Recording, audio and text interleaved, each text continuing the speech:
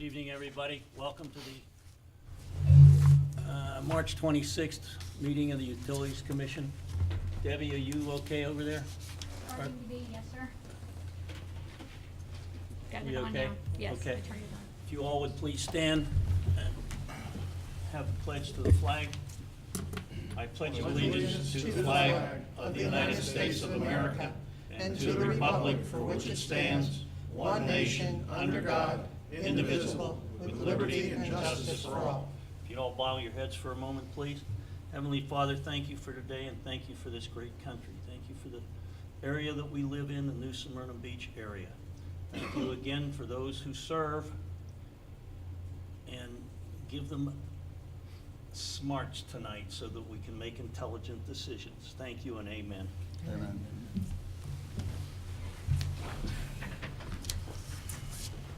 Debbie, would you please call the roll? Commissioner Davenport, Commissioner Griffith, Here. Commissioner Holcomb, Here. Chairman Beanbaugh, Here. Commissioner Brits Parker. Here. It's time for public participation. Do we have anybody in the audience that? Go ahead, sir. Yep. I think we skipped number one. What? Additions, deletions. Oh, I'm sorry. Stay right there. It's gonna be a quickie. Go ahead. No, Are there we any had a- changes or additions? We had an addition, an add-on under 5D, after a modified version of previous emails, things that go to you, that's been put under the new version. Thank Been you. added. Sorry. Go ahead.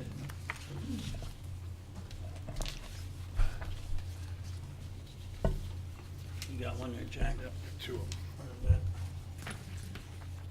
You want to give one over to Lee? Good evening, Thank you. Commissioners. Walter Allen, 3 Lane Court, New Smyrna Beach, Florida. By copy of this letter, I'm asking for the resignation of UC Commissioner Brits Parker. This commissioner has taken over the evaluation process for hiring a new independent auditing firm. She has rewritten the qualifications used in the previous RFP and by addendum removed the cone of silence, which is customary after the closing date for questions regarding an RFP. She has downplayed the need for electric service auditing experience and removed any mention of previous FERC experience needed. By all outward appearances, she is in fact setting up the process to favor her former employer. She retired from James Moore after 30 years as a partner and receives income from her 401k from James Moore. And they're one of the 4 proposers. To the average person, does not this give the appearance of impairment of independence? No policy changes have been brought before this Utilities Commission regarding the RFP process. Yet the commission changed the procurement process for this RFP based on the commissioner's suggestion, thus violating the current policy.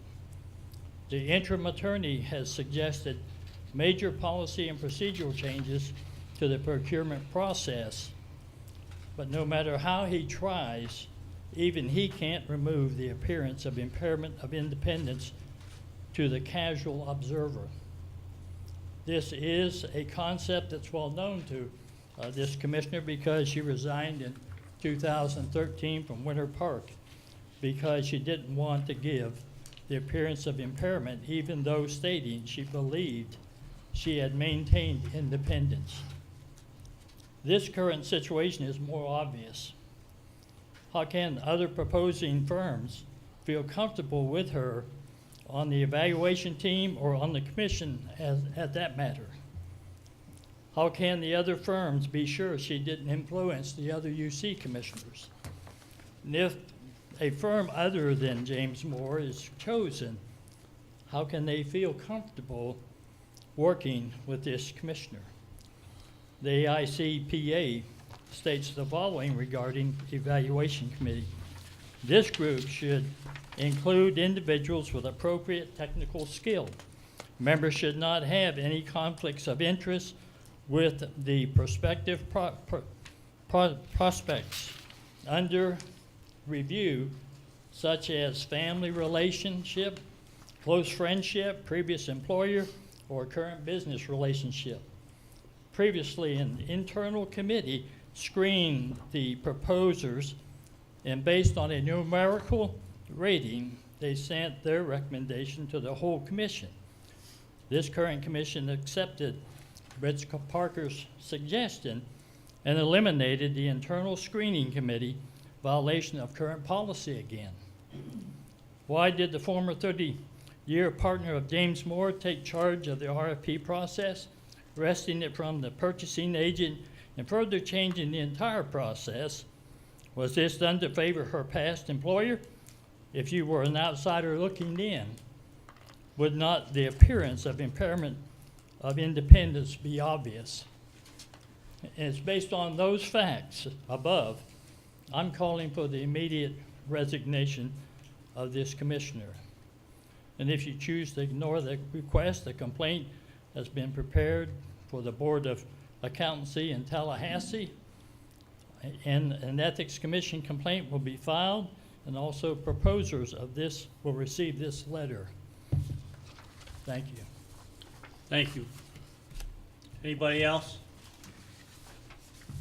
Debbie, you have a email, I believe, from Mr. Tully that he has asked to be read tonight.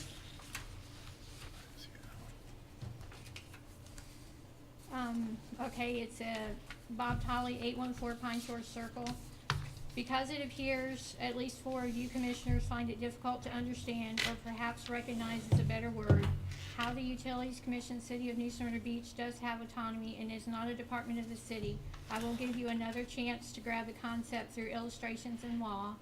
Hollow Knight opinion, you have refused to acknowledge this opinion, and you newfound friendly attorney even chose to make unprofessional remarks about Clay Henderson. Real Class Act. William Preston has tried to keep you on the right path, but of course that didn't parrot the city's political agenda. So you chose to undermine him, demean him, and again act unprofessionally. Where do you people come from? Then we have the Lederer versus OUC case, which went before the 5th District Court of Appeals. Judge Orfinger lays out in plain language how different OUC is and is not a department of the city of Orlando. The only difference between OUC and our UC is that our UC has the power of eminent domain. So how do you dismiss this case? Judge Orfinger was a very well-respected judge. Moving on to another case in point, Gainesville Regional Utilities asked the legislature to separate them from City of Gainesville in 2017. That was CSHB 759. This may serve to enlighten you. Begin reading at top of page 3 and read footnote 11 very carefully. Does that tell you anything? See the words Utilities Commission, City of New Smyrna Beach. That makes it about 4-1 in favor of the ratepayers and against your collusion with the city to destroy the UC as it exists. If this assault on the Utilities Commission does not stop immediately, this is going to court. You and your out-of-town attorney won't win this case either, even with Frank Gummy's help. Collectively and individually, you will be involved in a class action lawsuit. Ethics complaints of misfeasance and malfeasance are being filed. You like Tom Cloud because he says what you and your developer friends want to hear. He told you he wasn't going to change anything, but did recommend a new electric rate study. Yet in the agenda for tonight, he has brought forth 2 resolutions which are making huge changes, especially to the RFP process. Is this an attempt to cover the actions already taken, made without changing policy? Just like his hiring, there has not been an agenda item and no opportunity for public input. The new resolutions almost appear to limit public participation. Why? You commissioners do all of your talking out of public view anyhow. You love your one-on-one conversations just as you had with Attorney Cloud. You have also stated that you want one-on-one time with the headhunter. You always want to know, is it illegal? Just because some things are not illegal does not make them ethical. Where are your ethics hiding? BTW, much of what Cloud has presented in the resolutions comes directly from the city of Port St. Lucie. Thank you, Debbie. Anybody else in the audience have anything to say to us tonight? Seeing none, I will close that part of the meeting. We need approval for the consent items. Does anybody have anything to say about any of the consent items?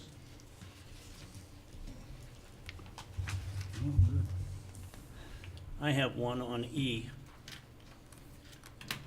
Can I have a motion to approve A through D, please?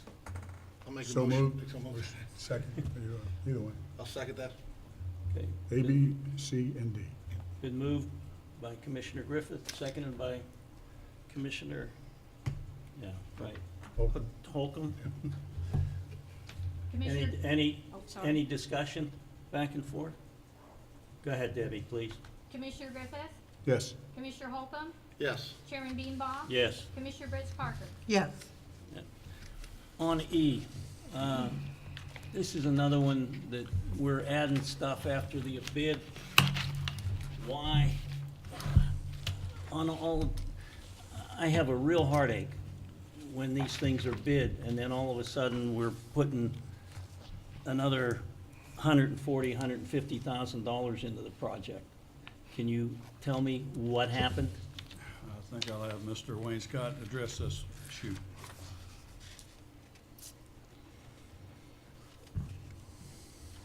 Mr. Chairman, Commissioners, Derek Wayne Scott, Director of Engineering. Mr. Chairman, like our Central Beach project, the Aldboro Beach, well, not beach project, but it's a vast project with vast plans and vast specifications with lots of numbers and X, Y, and Z. What we're encountering is field conditions that don't meet what our historic system maps have shown.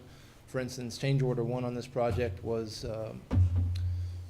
we thought a pipe was PVC, so we were going to repair it in parts, but we found out that the whole thing was AC pipe, so we decided to come in and take out the entire length of AC pipe and replace it with PVC, What is AC pipe? asbestos cement pipe. Thank you, go ahead. Change order 3 was kind of an error on the engineering part. We miscounted one of the many line items. I think it's line item 140 was counted as 31. In reality, there was 53. So this is a part of the $140,000 is a $56,000 correction for that error. We were going to pay for it had we caught it regardless. Then the other line items that we're adding is a staff request of the commission simply to assist us in outages. Basically, some of the valves that are out there don't work, so we can't control the outages the way we want them to. So by adding line stops and I believe they're called insertion valves to the bid, to the contract, it allows my staff to coordinate outages. So instead of 100 outages, we have 20 or 15. So that's what we're asking the money for. Okay. When you say a valve does not work, is it because it's old, because we didn't spend enough money when we bought them in the first place? Give me some ideas. The valves are very old, and I believe they're double disc versus a current standard is called a gate valve. And a double disc valve, if you, over the past 50, 60 years, however long those pipes have been there, if you don't operate them and exercise them regularly, they tend to get stuck either in a half-open position, an open position, or a closed position. And those are the valves that are failing, and when a valve fails, we use a line stop or a insertion valve to make it work, and then we take the old valve out and put a new valve in. You say some of the failures are because we are not exercising them.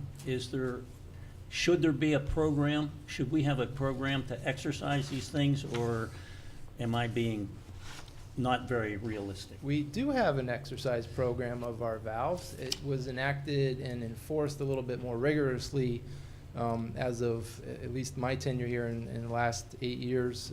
I've worked very closely with David Hoover. This is not the first time we've interrupted sections of Islesboro with projects. I believe 4 or 5 years ago, there was another city project for flood mitigation that we participated in. Same thing was encountered. Several of the valves just didn't work, so we had to put in line stops. That project was on a much smaller scale, so you didn't see the kind of impact that we're having here. I believe it was only 2 city streets versus the whole area. We do now have, I believe, a one crew member that goes around exercising all of the valves in the system on a rotational basis. Here's a question, you done? Go. I like the efficiency part of that. So the 20 outages are, reducing the outages by, sounds like almost 5 times. So does it create less things can go wrong, less things to repair, less things to exercise? Absolutely, sir. So that our efficiencies will being able to keep up with that maintenance is probably a lot easier if we're reducing it 5 times, I guess is what you're saying, Correct. somewhere in that range. Okay. Correct. Yeah, anytime we can build that in there and reduce redundancy, we've got to make that investment. I Well, would encourage it. I like that thinking. I'm either standing here explaining why the outage is 100 people, or I'm standing here explaining a change order. It's one or the other. It's the system is old up there. Right. It really is. System's old everywhere. Well, not everywhere, Not but everywhere. we got Most a lot of places. old. We're getting a lot of new too. Anything you want to add for my education? Did I answer your question? Yes, you did. Thank you. Okay. Okay. Mr. All right. Chairman, Yes, just one more go- question from Mr. Excuse me, Wayne Derek, Scott. hang on one. Go Just a ahead, Lee. quick one. Massey Construction, can they absorb some of this, or is this all on our bill? They're involved in this, right? Commissioner, Massey Construction came in with about a $200,000 change order request, and we beat them up down to $56,000. Okay. Well, that's good to know then. Okay, thank you. If you go back and look, I believe the original RFI was dated in November. And I just was never comfortable with what they were asking for. And I've had a meeting with Massey Construction, their construction superintendent, and because our contract is technically with the city, a city representative was also in that meeting. And we told Massey no on a lot of the extra requests, and I believe I documented a lot of that in my change order request. They've done a lot of work for us over the years. They should be checked and rechecked. That's They good. have done a lot of work for the Utilities Commission and the city of New Smyrna Beach, I believe. Mr. Reshidat shakes his head, yes. Okay, And they're well-known in the community. Sure. But they're not a stranger to change orders. sure. If you beat them up for 200 down to 50, did we beat them up too much, or? No, sir. I just, don't believe that's I, ever such a thing. well, no, We're going that way, we're going in the right direction. Right. I'm comfortable with I just don't want to I don't want us skimping where we should be paying another 10 or 15, and that's my personal opinion, Derek. I understand that, but I'm comfortable with what I've presented. Okay. To you, they were asking for a lot of extra stuff that just was icing on the cake on top of icing. All right, good. Thank you. You're welcome. Thank you for your help. Any other questions? No, sir. Can somebody I move to approve consent item E. Second? move and second it? Debbie, please. Commissioner Griffith, Yes. Commissioner Holcomb, Yes. Chairman Beanball, Yes. Commissioner Fritz Parker. Yes. Mr. B. I'm gonna miss you, Brian. Commissioners, for the month ended February 28th, 2018, the Utilities Commission's change in net assets for the combined system is a positive $504,781. The balance in the fuel and purchase power account is an over-recovery of $1,934,000, which is a decrease of approximately $72,000 for the month. Are we going in the right direction and the right time of the year? That's correct. Okay. Any questions for Mr. Belinsky? I do. It wouldn't be the same for you at your last meeting if I didn't have a question. Brian, I'm going to miss you too. I wish you the absolute best. I'm referring to page 17, which is the spreadsheet, the relatively new spreadsheet where we take a look at activity within the unrestricted renewal and replacement fund. Correct. And I had asked a couple questions last month, and you weren't really sure of the answer, and these are kind of along the same lines, and if you could explain the negative numbers The to me. negatives, from last month and ongoing every quarter or so, when we close projects to plant in service from construction work in progress, which this is essentially, the accounting mechanics is that it will be a negative to take all the costs out of this account and move them to plant in service. The two big negatives this month are associated with Hurricanes Matthew and Irma, and as part of the closing entry for fiscal 2017, now that we have the CAFR, which will be presented to you a little later, we set up a receivable from FEMA and the state for these amounts. So we've taken them out of what was our record keeping, was a project that we set up in essentially construction work in progress, and moved it to an accounts receivable. So it's only going to be hurricane-related expenses where we're going to have negatives? No, we will also have negatives when we close projects to plant and service, regular projects, Okay. okay? What, that ends up being very I understand what you're doing, that on the general ledger, that you're going to move something and capitalize it on the books. Right. I get that part completely, but every single thing that we're, pretty much, all the monies that are being expended out of this account are going to end up being capitalized. Yes, Okay. other than these two hurricanes, Yeah, yes. so I get that part. I'm just hoping that on this spreadsheet, Yeah, can you not back it out so that, I think it's helpful for us to have a spreadsheet that shows for the, all these projects where they're at. I understand they're gonna be capitalized, but I don't want some of the numbers going away just because it's been closed out in the current year. I think I understand you wanna see what has happened for the full year and let it You- sit there. Right. yes, Okay.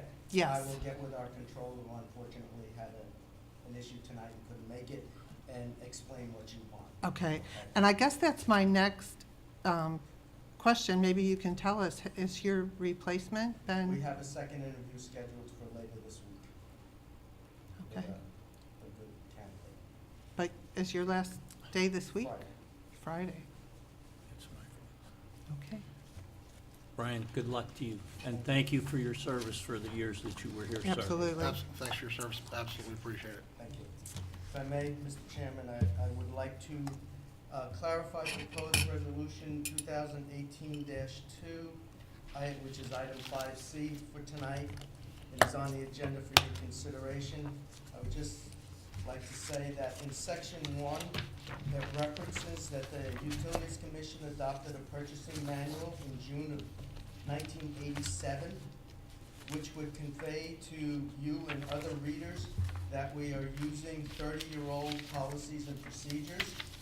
However, for the record, I'd like to state this body approved a revised and updated purchasing manual in August of 2009, agenda item 2D, which has served the commission and the utility staff very well over the past 9 years. So just want to let you know that it's not 30 years old. We're pretty current on what we use. Brian, where were you reading? I missed it. Which resolution?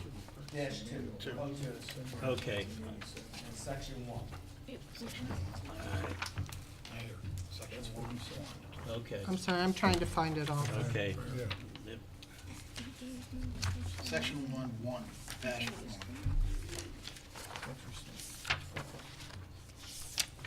They're all stapled together on that one. It's page 1 of your resolution, section 1, item 1. And 2 as well.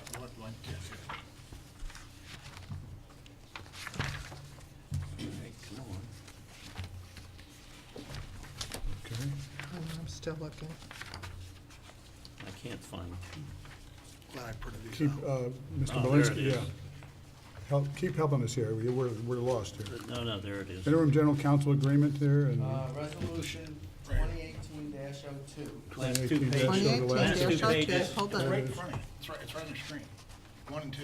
Okay. Thank you. Great, thanks. That makes it a lot easier. I feel really confident. It took us 10 minutes to figure Good. that out. Brian, thank you for pointing that out.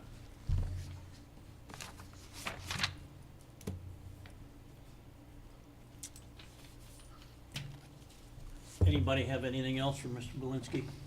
One more, also ditto everyone's comments on we will certainly miss you around here. And have you considered at all an interim period to help with your replacement? If you would be available as a consultant with Mr. Mitchum? May I ask Mr. Mitchum, We are talking, working? Good. yes. I think in the interest of transition and so on and so forth, it makes all kinds of sense. And with your stating your conditions. Yeah. Okay, thank you, Mr. Chairman. Thanks. Thank you, Mr. Belinsky.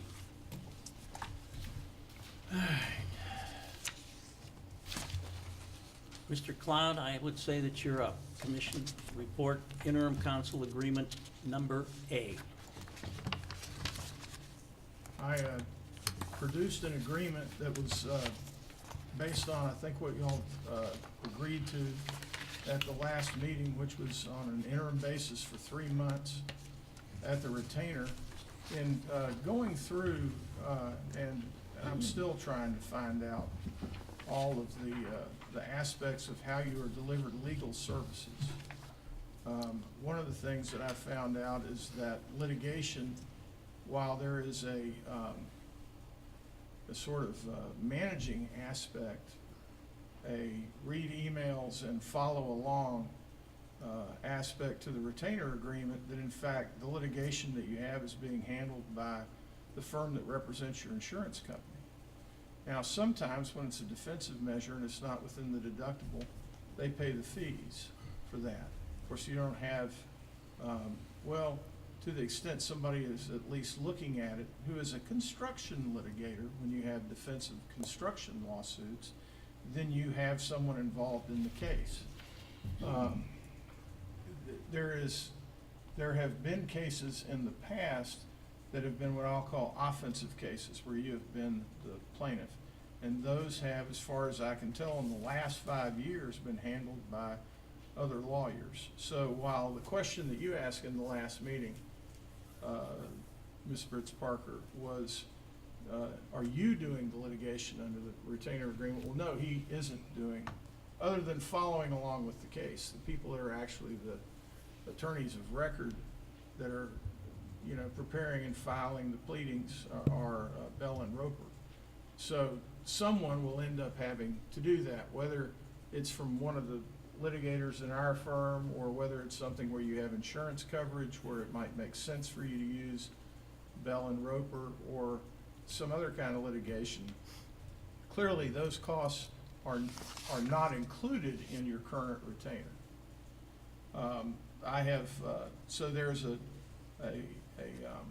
exception for that. Now, the way it currently works is it's treated as an expense. It's not treated as fees. It's treated as an expense. So. What does that mean exactly?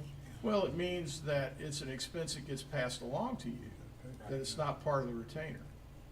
And I have not yet seen the engagement letters, if any, with the Utilities Commission. But, I mean, I'm sure they're out there in these cases in some form or another. If there are any currently pending, I think there may be one. I haven't had enough time yet to ascertain that. But that's a change from what what I wrote up. Now, you know, the easy thing for me to do would just be to not insert myself or our firm in any litigation for the first 3 months. I'm revealing this to you so you know exactly what's in the agreement and what I'm trying to address, because there may be a case that comes along that it makes sense for you to use us. In this time, the one I'm thinking of is, you know, the water line case, which is going to be an offensive action, because you filed a notice of claim on that right now, for the water line that was pierced by the bridge support that was out of place. That's the one that I know of right now that appears to be litigation in the matter of an offensive nature. The last thing I wanted to mention to you is that I don't have any kind of severance package provision in this agreement. It's not in there. That's just not something that, even if we became permanent counsel, I'd have any interest in. So I wanted to disclose that to you.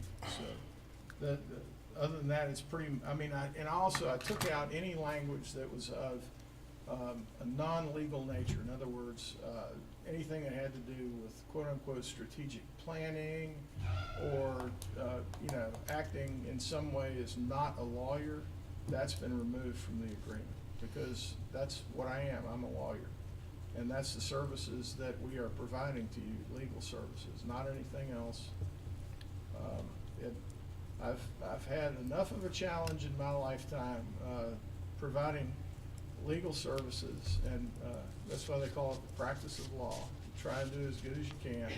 I don't need to be taking on something that I wasn't trained for. So let me ask you a question.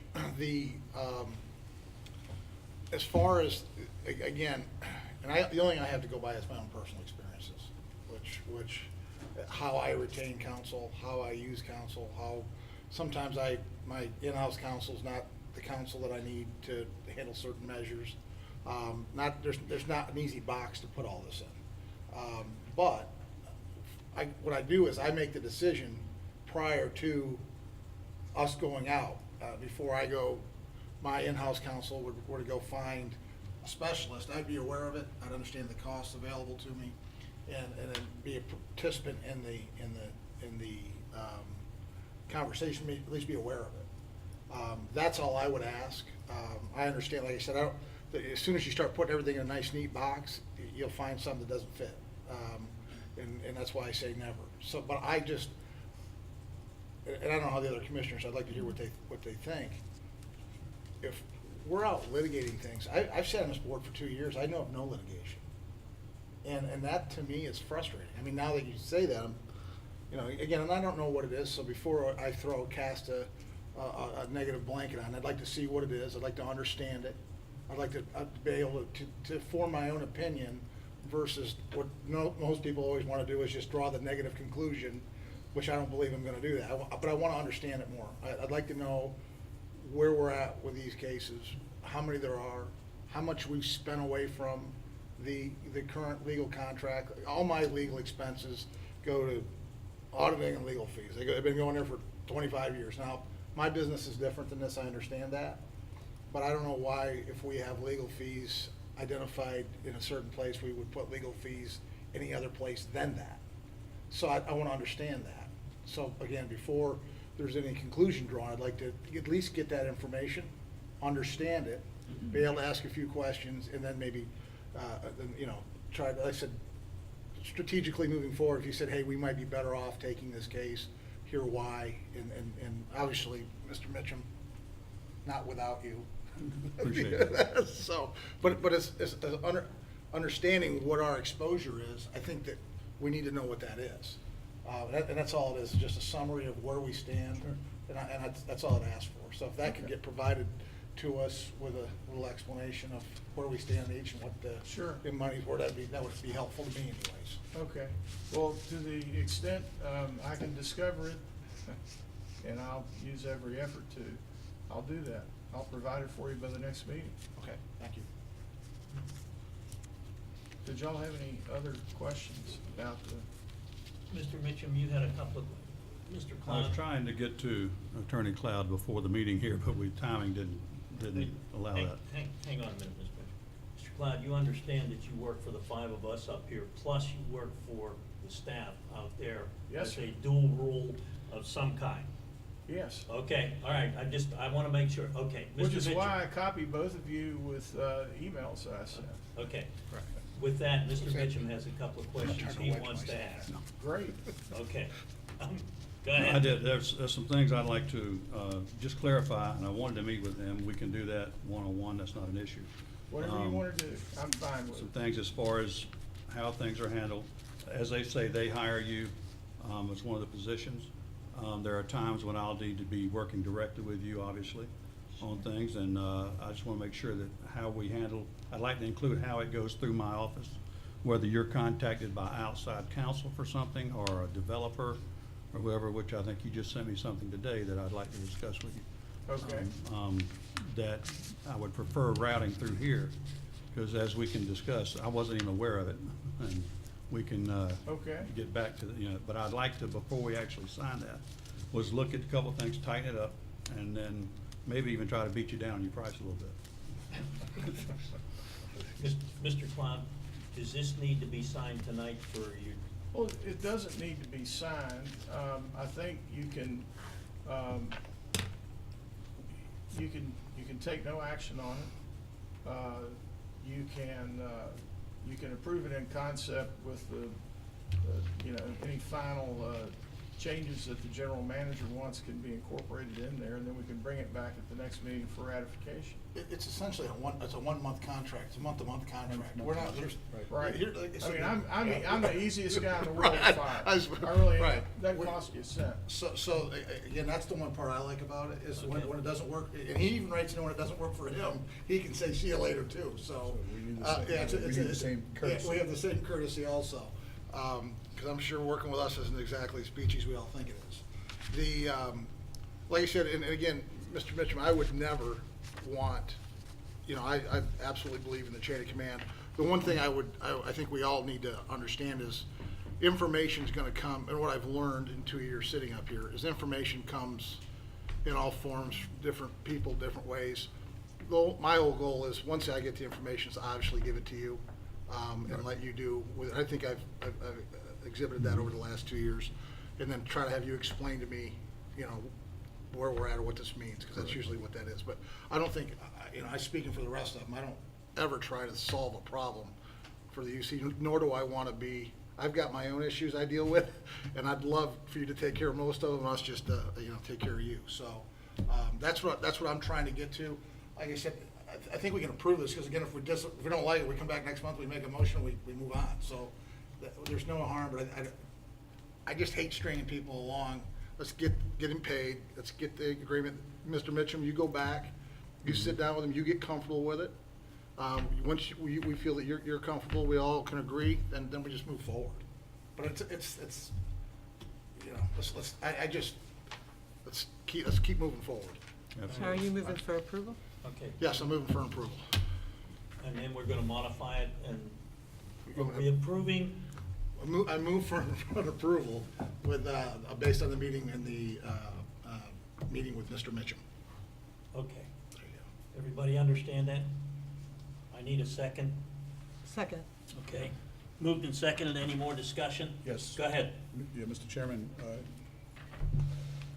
building on what Commissioner Holcomb stated, Mr. Cloud, I think it's very important for our ratepayers to understand every month what there might be exposed to with respect to whether it be a fee or an expense or anything material, obviously. So I think we have the process set up on a monthly meeting, but anything in between, I would want him to take the liberty to email all of us or keep us all posted if anything is important between meetings we haven't had a chance to deal with. Absolutely. I think I've done that. Yeah. Okay. Yes. I've tried to. Good. If I screw up, I'm sure somebody will tell me, Yes, that's true.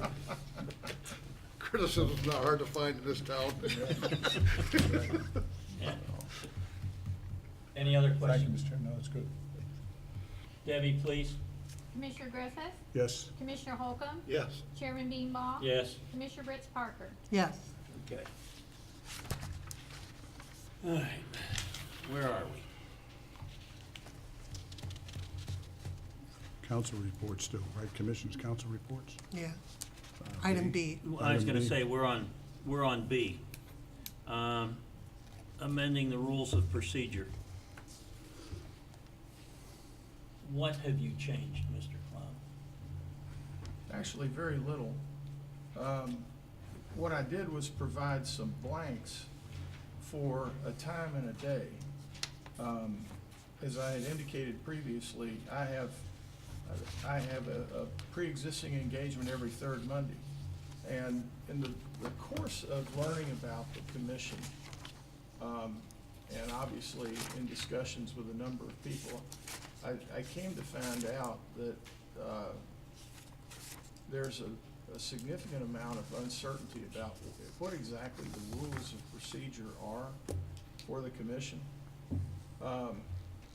I can't think of a single one of y'all that had a copy of it when, during past discussions. So I went back and I asked Debbie to get me every resolution that had ever been adopted by the Utilities Commission.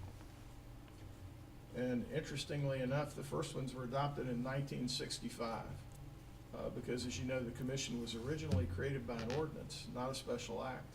The special act came along 2 years later. And the very first resolution that was approved by the commission, or I guess it was the second, was a rules of procedure. It was pretty slim, and over the years, there were things that accreted onto it. You might have some rewrites over time. For example, the original meetings up until late 2004 took place on Wednesdays. And in fact, originally it took place in the afternoon. They didn't take place in the evening. So it wasn't until October of 2004 that the meetings changed to Monday. In the process of going through, though, there was a statute that was passed that applies to all local governments in Florida, not just cities, not just counties, but special districts and political subdivisions, that deals with rules of procedure for public meetings. And I know that no such review of your rules for compliance with that statute has taken place, because the last time the rules were slightly modified was in 2009. Just as your procurement policy was slightly modified. And of course, the copy that I got, I understand from Debbie, is an updated one. So the amendatory language I used was the most up-to-date language. But when I looked at all of the resolutions, and I looked at all of the resolutions, the last time that the rules of procedure were amended was in 2009, is resolution number 2. And so that criteria, you've had a public participation section, but it does not cover the topics that are covered in the new general law. I say new, it was passed 5 sessions ago. So the public participation section was changed to comply with that statute. There's also a notice requirement that was passed in the law that I can't tell was ever incorporated into your notice requirements, that requires, again, local governments to send out bill stuffers when you're going to increase rates. And that's in addition to the kinds of notice that is issued. I suspect you probably did that as a matter of course anyway, because most of the electric utilities that I've worked with in the state of Florida do that just as a courtesy. But it is also a statutory requirement, and so that has been modified in the rules. Otherwise, I did everything possible to retain the rules the way they are now. The only thing that I would ask y'all to do if you decide to adopt the rules is, see, these are the rules where you set the regular meeting. And when you go into something and start working on it, you can't just, you see something that's wrong, you can't just leave it unfixed. That's not right. You can't sit silent. You know, if you know that, well, y'all want to do something and your rules need to be modified in order to allow you to do it, you don't just sit quietly and let y'all walk into a hole. That's what drove me to propose the changes to the procurement rules. I mean, I certainly wasn't your lawyer when you decided to quote-unquote change policy. And I don't have a problem with it. There's nothing inherently illegal about it. There's no conflict of interest under the statute. I mean, those are all red herrings. But I believe that if you're gonna take a policy step, you ought to be advised on it. And at least make the decision knowingly, not by call to set policy. You know, the predecessors in this position may have felt differently about that, but you set policy, not me. I just try and keep up with you and make sure that when you do change policy, that it's set out in your rules, so that there's no question about it. And you may decide that you don't want to adopt those changes in policy, and I'm perfectly okay with that. But what I would ask you to do right now with regard to resolution number 1 is to approve it and decide amongst yourselves which day and time, if you're so inclined to change your meeting day, which I hope you are, that you would like to use.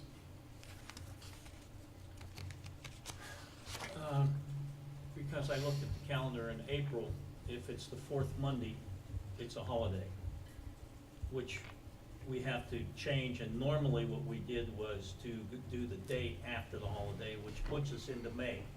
Is there a problem if we go into May with not having a meeting in April?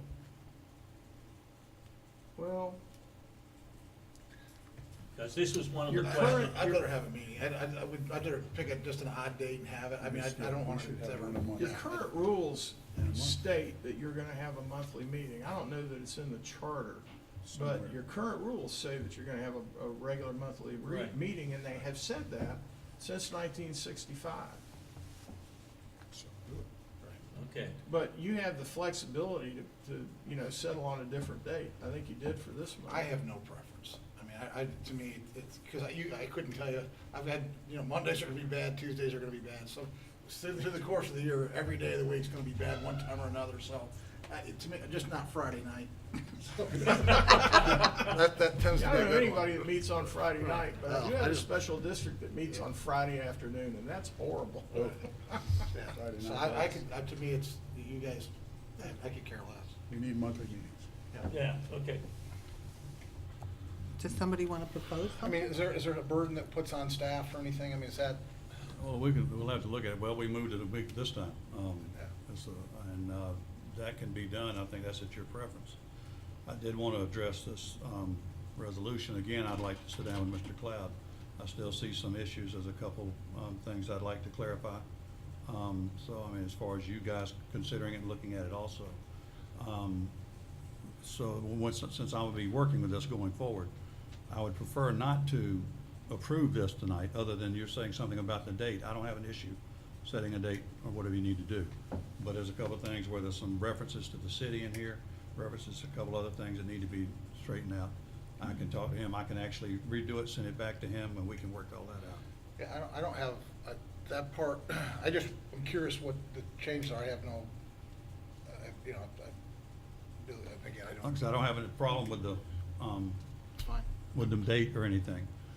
As far as looking at some changes here, there's quite a bit of addition to the public participation. I'd like to sit down and talk to him about that a little bit. Absolutely. See exactly where we're at. Great. Right, so that's, and again, I guess there's no Well, rush here. there's no- nothing- Exactly, that's what I wanted to say. I didn't want to stop the date thing on the There's date. nothing that or whatever. requires you to adopt the resolution tonight, but Right. That's fine. you do need to set a date for your meeting next month. Mhm. I do have can I Perception of ask a transparency. question? Go ahead, go ahead. This is what I want to make sure of, is that, not that, I understand completely if you have additional questions or clarification, but it seems like one of the things that you did here is, like, for instance, we initially start looking at this because we knew we had to come up with a different date. And then you start to look at the resolution that we had, and you're putting us in compliance with current statutes. Well, that's what I was trying to do. Right, so what I would like to do is that if our current resolutions were not in compliance with current statutes, I would rather not delay that. And if you have questions and concerns about any part of this, could we talk about those tonight, Mr. Mitchum, so that we could just get it resolved and move forward? Well, like I said, part of it is some simply typos, which happen Okay. every time you do something. There's some references in here where the name city, Utility Commission, City of New Smyrna Beach, which I think he sent a revised, putting that back. I did. Except in the title of it, it's still not, has it. That's what I'm saying, it's like another typo or whatever it may be.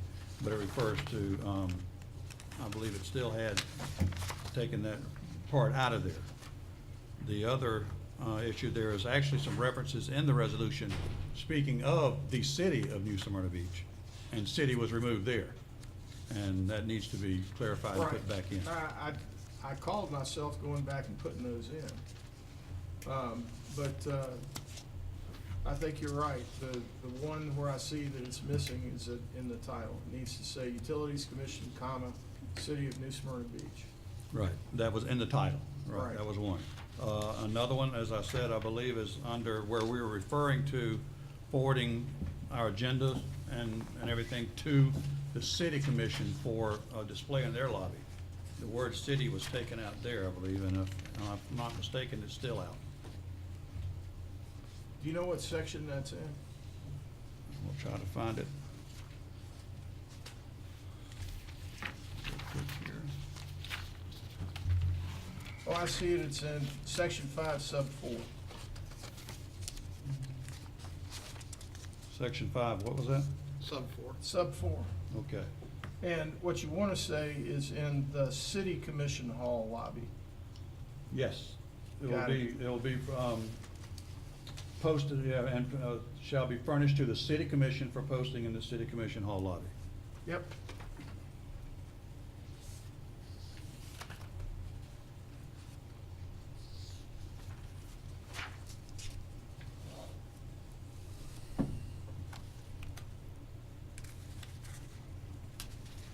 That was a couple places. The other than that, as I said, I'd like to sit down with Mr.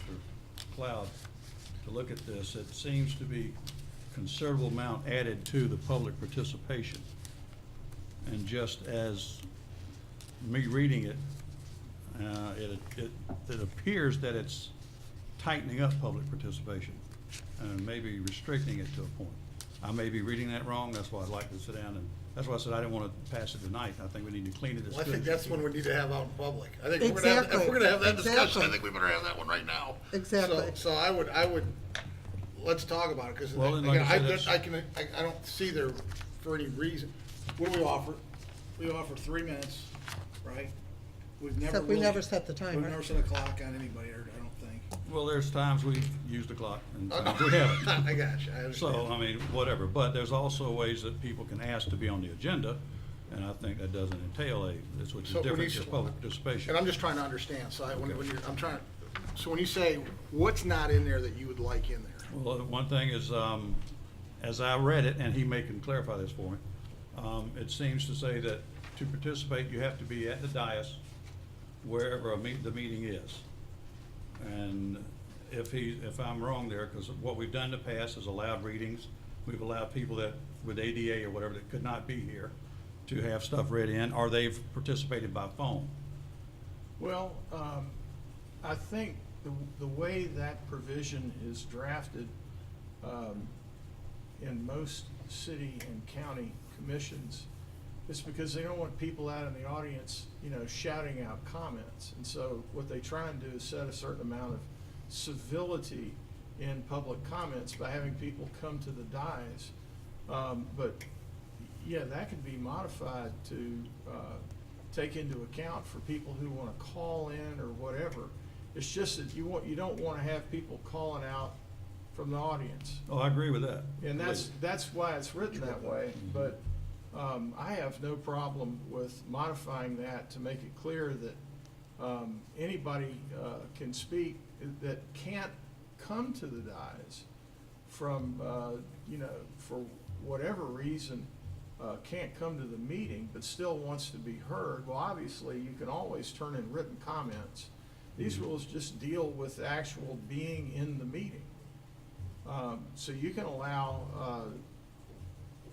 I don't think these rules prohibit you, and we can add language to make it crystal clear that. Again, if we can talk and then add that to modify it, Yeah. I don't have an issue. I don't see any problem with that. I can see that is consistent with the spirit of public participation. You just don't want to have a free-for-all, because a lot of times you get comments, and you don't see this here, at least I haven't seen it here, but in some smaller cities, you get everybody has their own peanut gallery. It's great. It's what makes America a great country. But occasionally, the peanut gallery gets a little rowdy, and it's hard to actually, for the clerk to record what's said. And that's why I believe virtually every city in Florida has language about this, about when you speak from the dais. So that's where the language came from, but certainly Well, no I problem. totally agree with keeping the meetings civil and No, not I being a really- free-for-all I out mean, here. I haven't noticed any Absolutely. problem here, but you get out in the hinterlands and, well, you know, you're not supposed to bring firearms into these meetings, but occasionally it happens. I hope not. Can I, as the chairman, as we did tonight, allow somebody to have a written comment like that? Absolutely. I mean, Even these when- rules do e- not, I apologize. Go. I don't mean to speak over you, but these No, go. rules do not address written comments at all. They're only talking about people who are present in the meeting who want to speak at a public meeting. That's the only ambit of the rule. So I've got to believe there's ADA compliance issues anyway, so there's not even, that's a whole I different think animal. Ray's comment is a good one, and that, so that there's no confusion for future commissions. Okay. We should modify it so that it's clear that people who are physically unable to come to the meetings have the ability to continue to exercise their First Amendment rights. Go ahead. Did you have anything else? Would have to look, but like I said, that was pretty much covered it. There were a couple other things in there, but as again, if we're gonna modify, I don't see an issue why we can't address That's what it. I'm You- wondering. Do you want to do the same thing that we did on the other one, say, we'll pass it, and with Attorney Cloud and Mr. Mitchum getting together, and then we can ratify it again next month? Yeah, you can do that. Okay, then, before we do that, let's pick a date or a day. And I saw you had your calendar, your little magic calendar out there. You have any ideas for us? Jack, you said you don't care?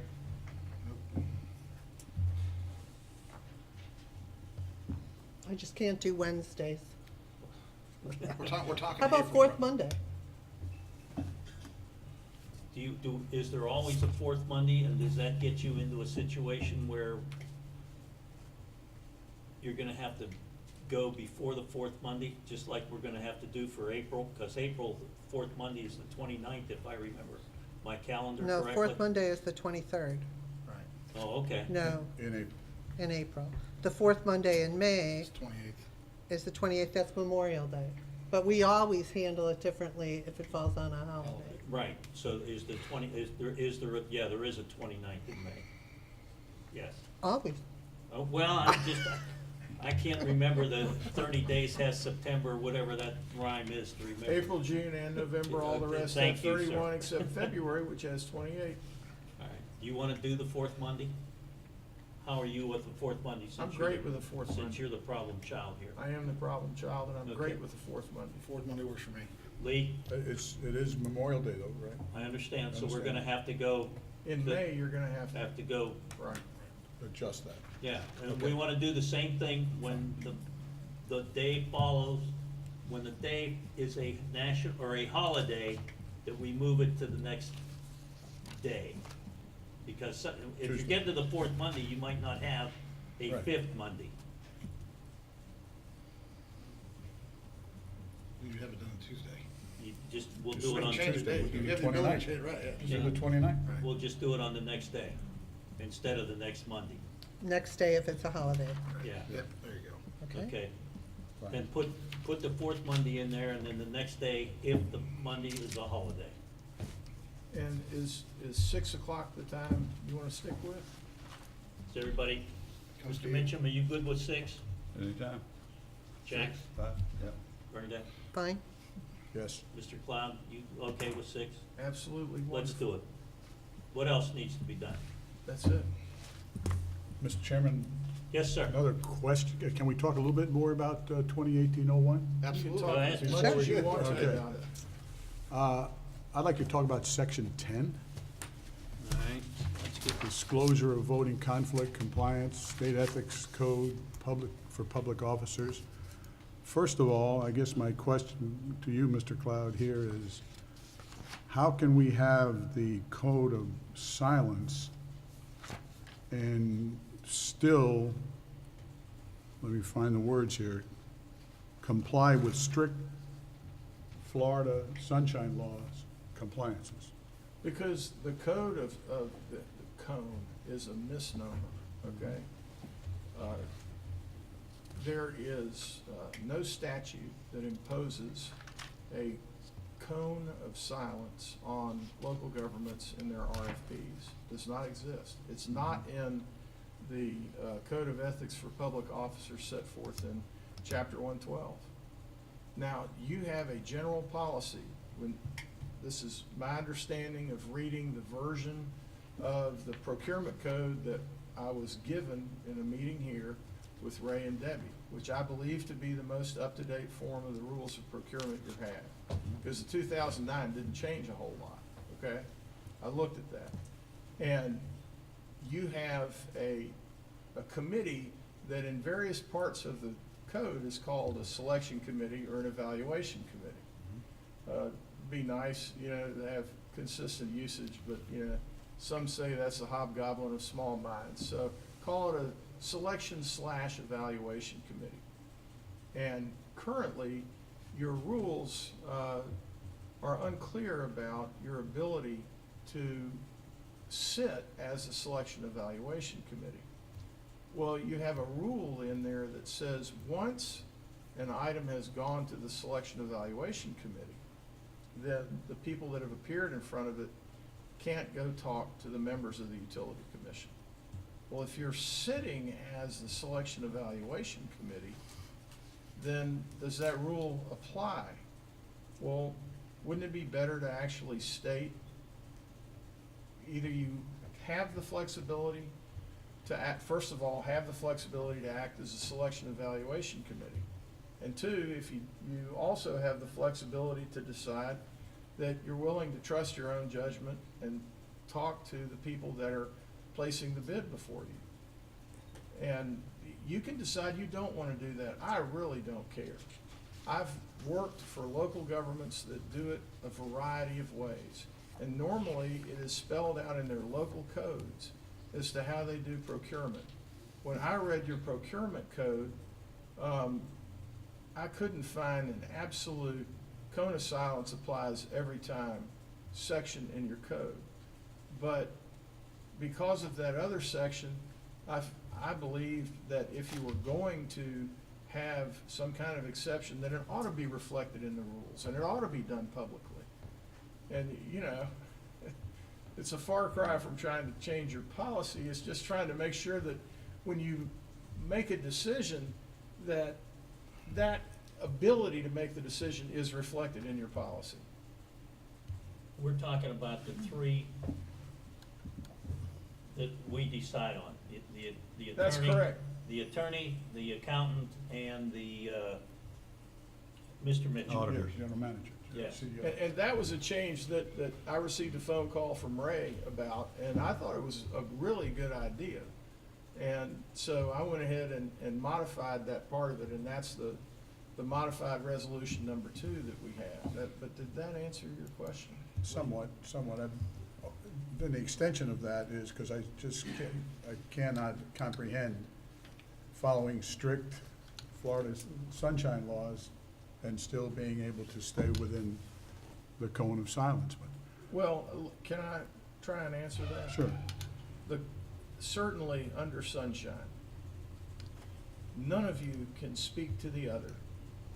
No person can speak to a member of their own board about business that will come before the board. That's a classic definition of a violation of sunshine. And obviously, you can't do it indirectly. You know, you can't conduit comments. You can't say, well, you tell Joe that I said blah, blah, blah. You can't do that. That's a violation of sunshine too.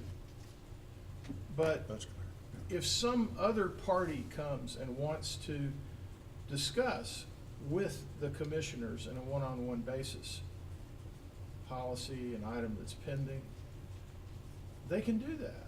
That's not a problem. Now, some local governments believe that it is better policy not to allow people that are bidding to speak to them. They want to read stuff and they don't want to talk to anybody. And there are a not insignificant number of cities and counties that impose a quote-unquote cone of silence on the vendors and the bidders. And I really don't care what the commission does with that, but, I mean, that's the reality of it. I just see where we could lose control. You don't know exactly who's gonna be calling or commenting and so on and so forth. And then do you open yourself up for having to recuse yourself? Lee, you're only talking about the 3 people that we hire. We're not talking about what goes on out there every day. Right. No, that's true, right. You But I know, mean, so, cause I don't wanna even get close to what goes on out there every day. That- Right. And as far as them calling me and say, hey, we're bidding this thing at $742,000, what do you think? I'm gonna tell them, I don't think, don't talk to me.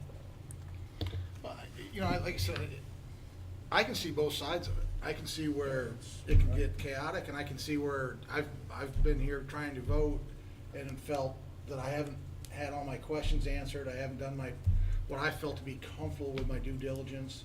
And again, to the point, there's 3 positions here. You know, it's just, it's 3 big ones. And we're not talking, sure, you know. the 3 most important. Right. So I don't know how you know, because the last thing we want to be doing, you know, I can see this where somebody's going to speculate or say that someone, you know, promised somebody something, or 95% of the conversations are going to go right. It's the 5% that go sideways, or someone is screwing it up that causes a problem. Here's what I would like to figure out is how we can actually spend a little more time, and I think it comes from, you know, maybe like you said, I sat with,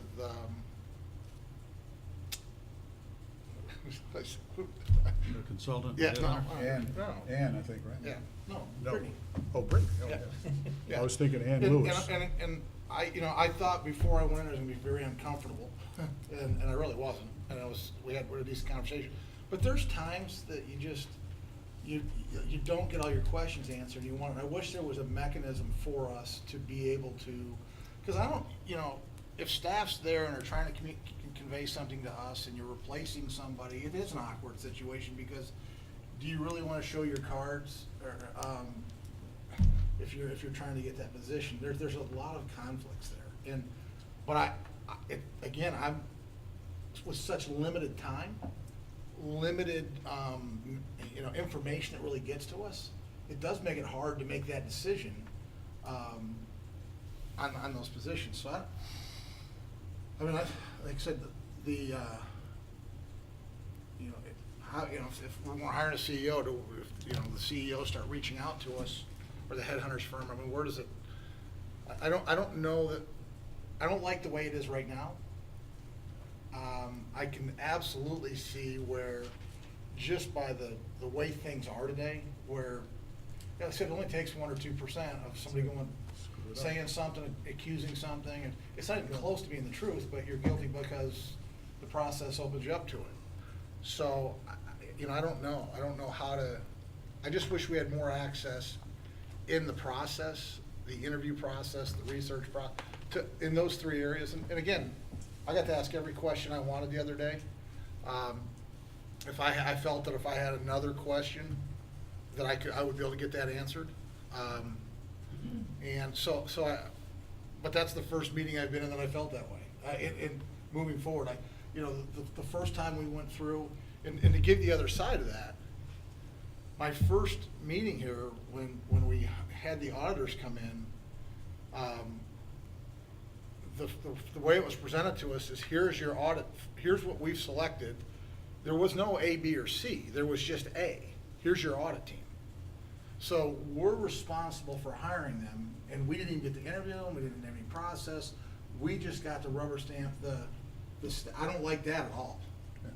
So somewhere between, here, there's option A only, and, you know, how we create that mechanism to be a part of the process, a better part of the process, is it needs to be figured out, because that's, like I said, that's how we got here, because my first meeting, you were here, Lee. Yeah. And remember, I go, how can we, where's the other choice? It's just, it's A. And then we went back and we put it back out, and then we had 2.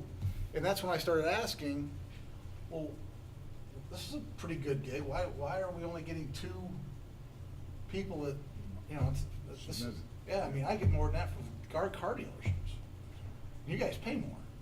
So that's what was surprising to me, that in this market, and again, we're not talking last year, we're talking a couple of 3 years, 2.5 years ago. We can create a culture where people don't want to participate because they think there is no opportunity. And that's what scares me, because if you want to know the truth, that was the perception that I got when I stuck my head out and started asking questions.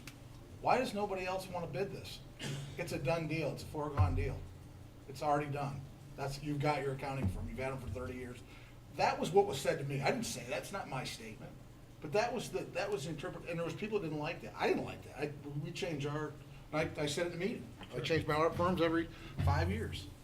So I don't have the answer. I don't like where we're at now, that's for sure.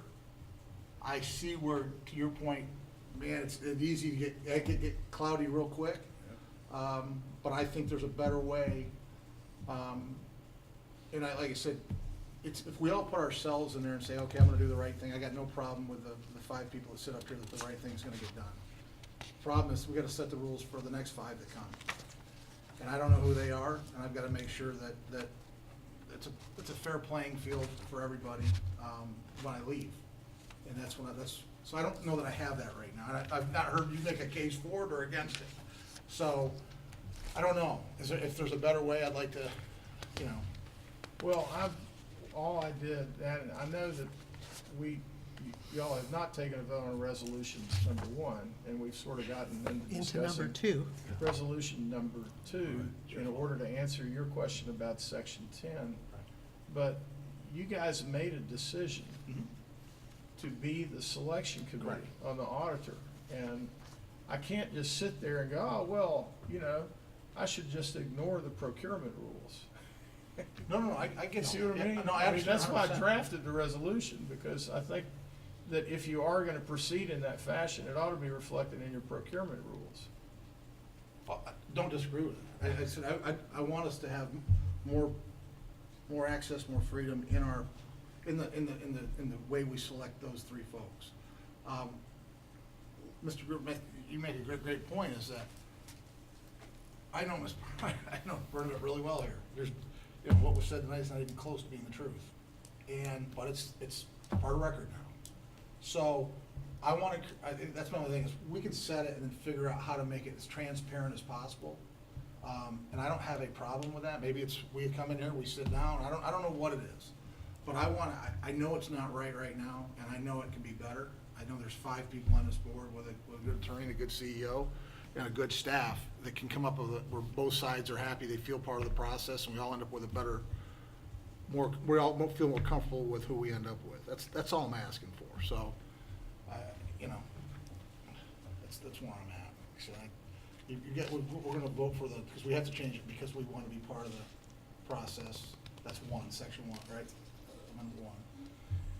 You want to make changes to it, correct? Well, yes, I've sent back to him and spoke to Mr. Cloud, and I believe he made those changes here under the the modification he sent, Okay. where it says, for those positions appointed by the Utilities Commission, the commission may determine by majority vote to be the evaluation committee under those rules and exercise all rights. Okay. Okay, that's what he put on in section 2E, I believe it is. Then another change that I'd like to address is under section 3, I believe that's an I. Under Utility Commission waiver of rules.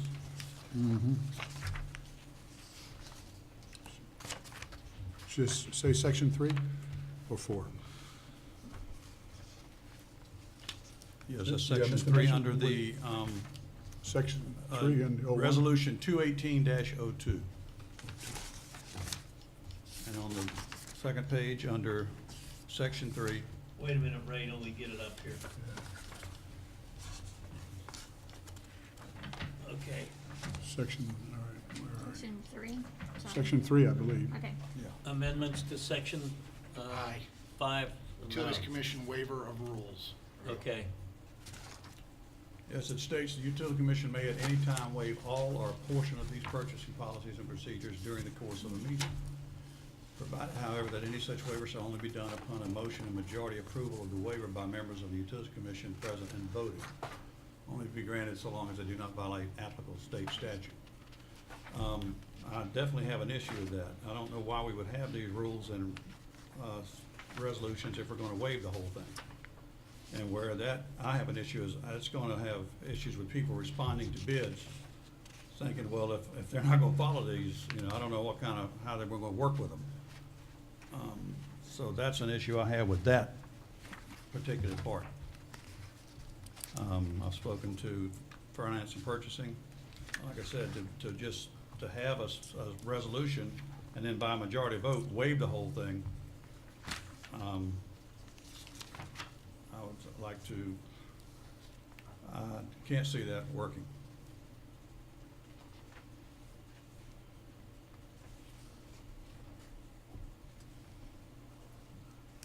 As my point, I think anyone responding to this, knowing this, saying, well, I'm responding and applying all the resolution and what I'm supposed to do, but here, if they can waive it at any time they want, just on a vote, then that just throws all of that out the window, in my opinion.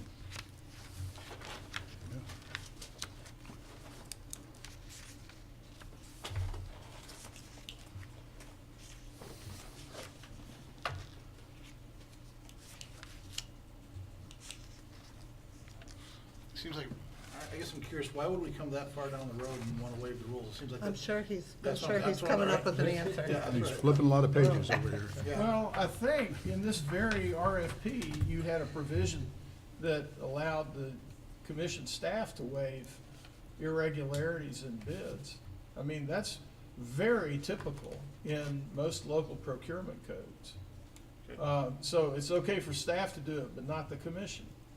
I think we're talking apples and oranges there. Maybe so, but that's what the thinking I had about this provision, is that I see this many times in RFPs about the ability to waive irregularities in a bid or, What would, I mean, when you say that, so you just dismiss the bid based on your, I mean, tell me what the irregularity would be that would give staff the right I to got a just dismiss. typo in, a summation in one line of the bid.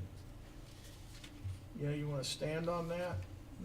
If I may address that, I don't think we do that as a rule. There's the usually rule's some there. pretty good violations of not meeting requirements for a bid, the way we may, disregard or not count a bid. Those are usually addressed sometimes in addendums, back forth, whatever. Like I said, to me, it's completely different here and saying waiving the whole bid, the whole manual here is what it's saying. But think of where we sit, because again, if you can eliminate our selections through the RFP that never get to us, that. Okay, I'm not addressing the three that you are responsible for. Okay, so, all right, so that, you couldn't do that, so you wouldn't have the ability to just dismiss. I'm saying if you're all saying that you're going to be the evaluation committee and everything there, then that, all respondents would go to you as far as I'm understanding. That is what you would be.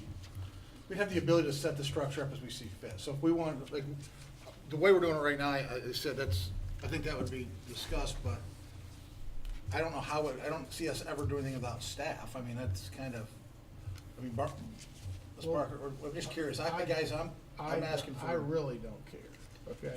I mean, it doesn't, But let's talk to experience. Let's talk to what obviously, I'm not in these public forums a lot. I just like to hear, this is what normal procedure is. This is, if you wanna kind of fall in line, this is how most people do it. That's what I'm looking for, because I think if it works in most places, it's probably gonna work in New Smyrna. If we're doing it, if we're excluding things, again, I guess I don't. well, I would say this, if Ray feels uncomfortable with it based on, he's had way more experience in the biddings of this agency than anyone sitting at this dais. And I would say follow his advice on it. There is nothing, I see this as a provision in a number of procurement codes. I don't know what the future holds. I don't know if some goofy thing happens. I like for my clients to have flexibility. I do too. But, you know, if this is something that through experience that Ray's had here, that he feels very uncomfortable with, then I say that my best advice for you would be to follow his advice. Can I ask a question? Of course. I understand your concern, you know, that you don't want this commission that, I don't know, you go through this whole big RFP process for a construction project, as an example, and you go through it all, and you guys come to us and say, this is who we want to award it to, and we just summarily say no for no good reason. I mean, I think that you're thinking that we're going to change the game after you go through the whole process, and this commission's going to change it. If we were going to go and do something that would be that unreasonable, I hope that our attorney would advise us properly as to, you don't need to be going down that road. I mean, there needs to be some faith here in this body doing the right thing, as well as, you know, we have to have some faith on our end that y'all are going to do the right thing. Because we really are working together here. It's not staff against the commission. It's not. That's not at all, I think, where any of us are headed or where we want it to be. What I can't think of a good example, but I'm imagining that there could potentially be something that for some reason that the body would want to try to get out of a deal and not go along with your recommendation. And if we don't have a caveat in here in our policy that allows us to do that, it sounds like our hands would be tied. And so Mr. Cloud is saying that, you know, he wants us to draft things in such a way, though, that we have the possibility. I can't imagine that we would ever exercise it. But you're saying that this is a pretty common thing that's in purchasing policies for other entities. So we've got a lot of players out there, vendors and people that are submitting bids to governmental entities where there's this kind of wording and they're still proposing. If I may clarify, as I said, under section 2E, I believe it addresses y'all's concerns about the three that you do Right. hire, want to be evaluated. Right. This next one, in my reading of it, leaves it open to waive this whole procurement manual, is what it says. Waive all or a portion of these purchasing policies and procedures during the course of a meeting on a vote. I'm saying if that's even a possibility of happening, I'm gonna have issues dealing with respondents to bids. People who would, it opens up a path for complaints on, that could, you know, leave us open to some issues, I think. And I don't see where, like I said, if you've set it in place, you've got your flexibility for the positions, as you were talking about. But this next one is saying waive the whole procurement manual. And I don't think that would be a good decision. Like I said, this is the only place I've been CEO, and this is the only place I've done bids. But Let me ask you this question, and the reason I say that is, we could still end up with the same result, because what we're doing here is changing policy right now. So, if, even though you're giving us an apparatus to work within our current rules to do it versus changing this again, because we could come back and go, we just want to change this to deal with what we got to deal with, and we're still doing the same thing. I agree with you. Like I said, it's just, you would hope, I like the flexibility thing, because sometimes we box ourselves in so far we can't even do anything. But we could change the procurement rules if we wanted to, right? Is that right? Yeah, because we make them. Right, so if we have the ability to change the rules. Well, within, True. there are some areas. Well, right. Florida, well, let me finish, because Florida has a sort of a hodgepodge of statutes on procurement. For example, for landscape architects and planners and engineers, everybody's subject to the CCNA, and it's got these very complicated, numbers-driven rule criteria just for those professions. And it applies to all local governments and all state governments. Then you go to purchasing, and it's a hodgepodge. There's no one state statute that applies to everybody on procurement of supplies and other kinds of services. When you get into construction contracts, that changes again. You have a state statute that applies. So there are some rules that you cannot waive. that you wouldn't be able to, and there are other provisions Right. in There's your laws and all the purchasing other code wonderful stuff that we work with, that right. state very clearly that you can't violate state statute. It actually spells out the state statute in there. So, I mean, there would be,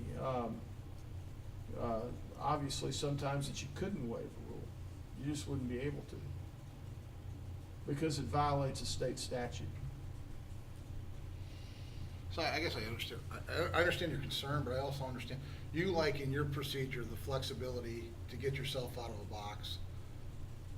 I think, and again, because again, that's the first that I've read, I understand it, but Right, well, where I'm going from is bidders, we've done this for, well, however long we've been in existence, have a set guideline to respond to a bid, okay?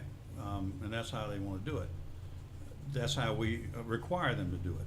So every one of them has to do the same thing in each bid. With this clause saying that, well, you guys could at any time you want say, well, no, we're not gonna do that then. I'm gonna have mayhem dealing with bids. Like I said, for the three that you're talking about here on the first part, this, I think we're clear. Okay. I don't see an issue there. But going forward to where if you could, I don't see where you need the flexibility to waive a policy in its entirety. Almost like, why would you have a purchasing policy and procedures if you could waive the whole thing? Well, I mean, again,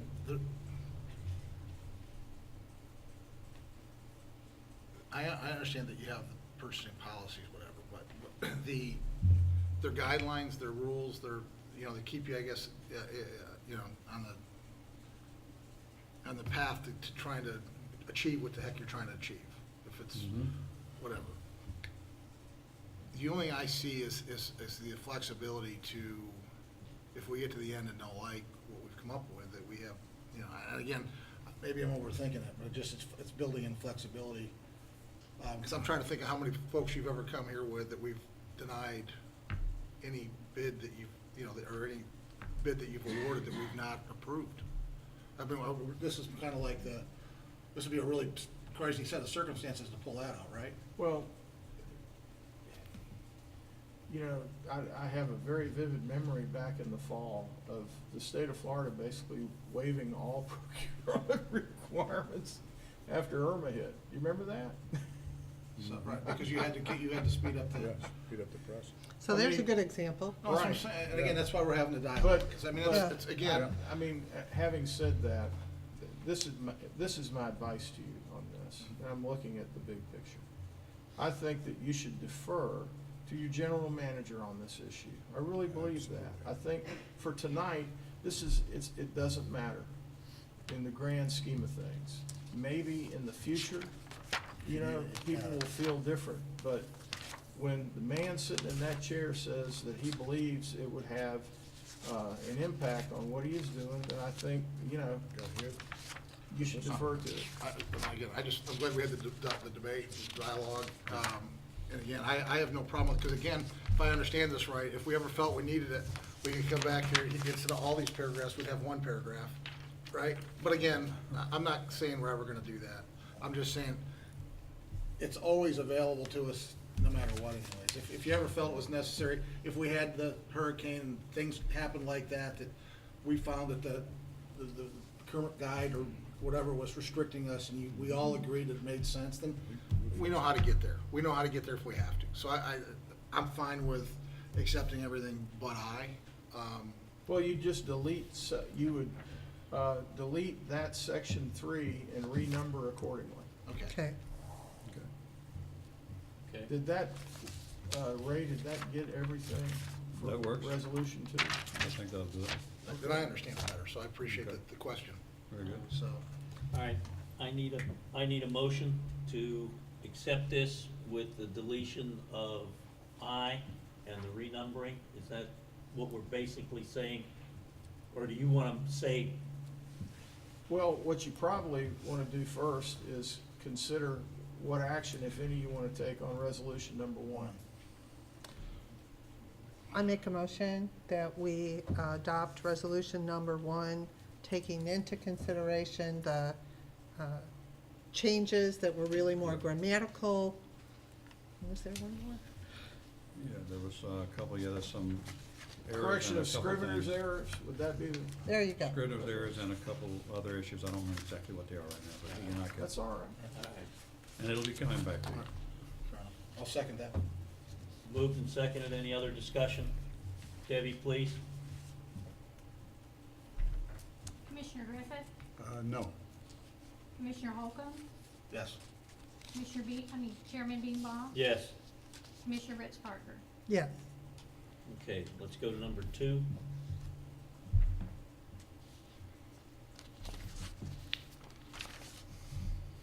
I make a motion that we approve resolution number 2, with the only change being deleting the paragraph that we talked about earlier. Section 3. Section 3, and renumbering accordingly. Yes, sir. I second that motion. Moved and seconded. Any other discussion? You're okay now, Ray? Yes, sir, thank you. Okay. Debbie, please. Commissioner Griffith, No. Commissioner Holcomb, Yes. Chairman Beanbaugh, Yes. Commissioner Ritz Parker. Yes. Okay.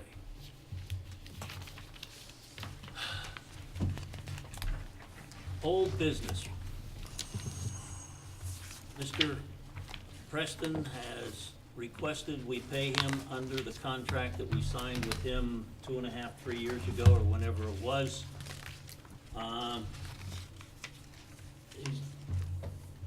We do need a motion on that, is that correct, Mr. Cloud?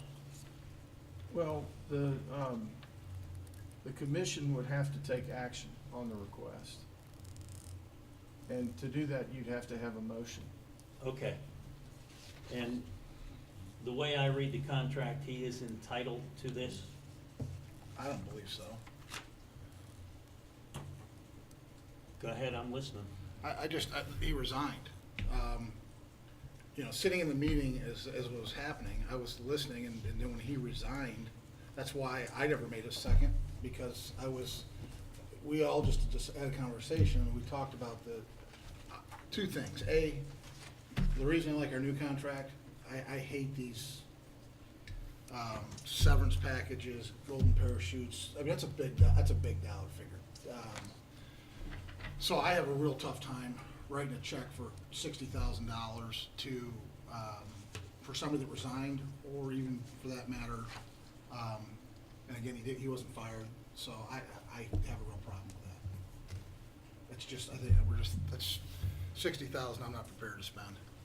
Okay, go ahead, Lee. Yeah, Mr. Chairman, I don't like the $60,000 either, but we did have a contract. And the contract was, I kind of remember a few years back, was to keep Mr. Preston here while we were working on replacing Mr. Mitchum.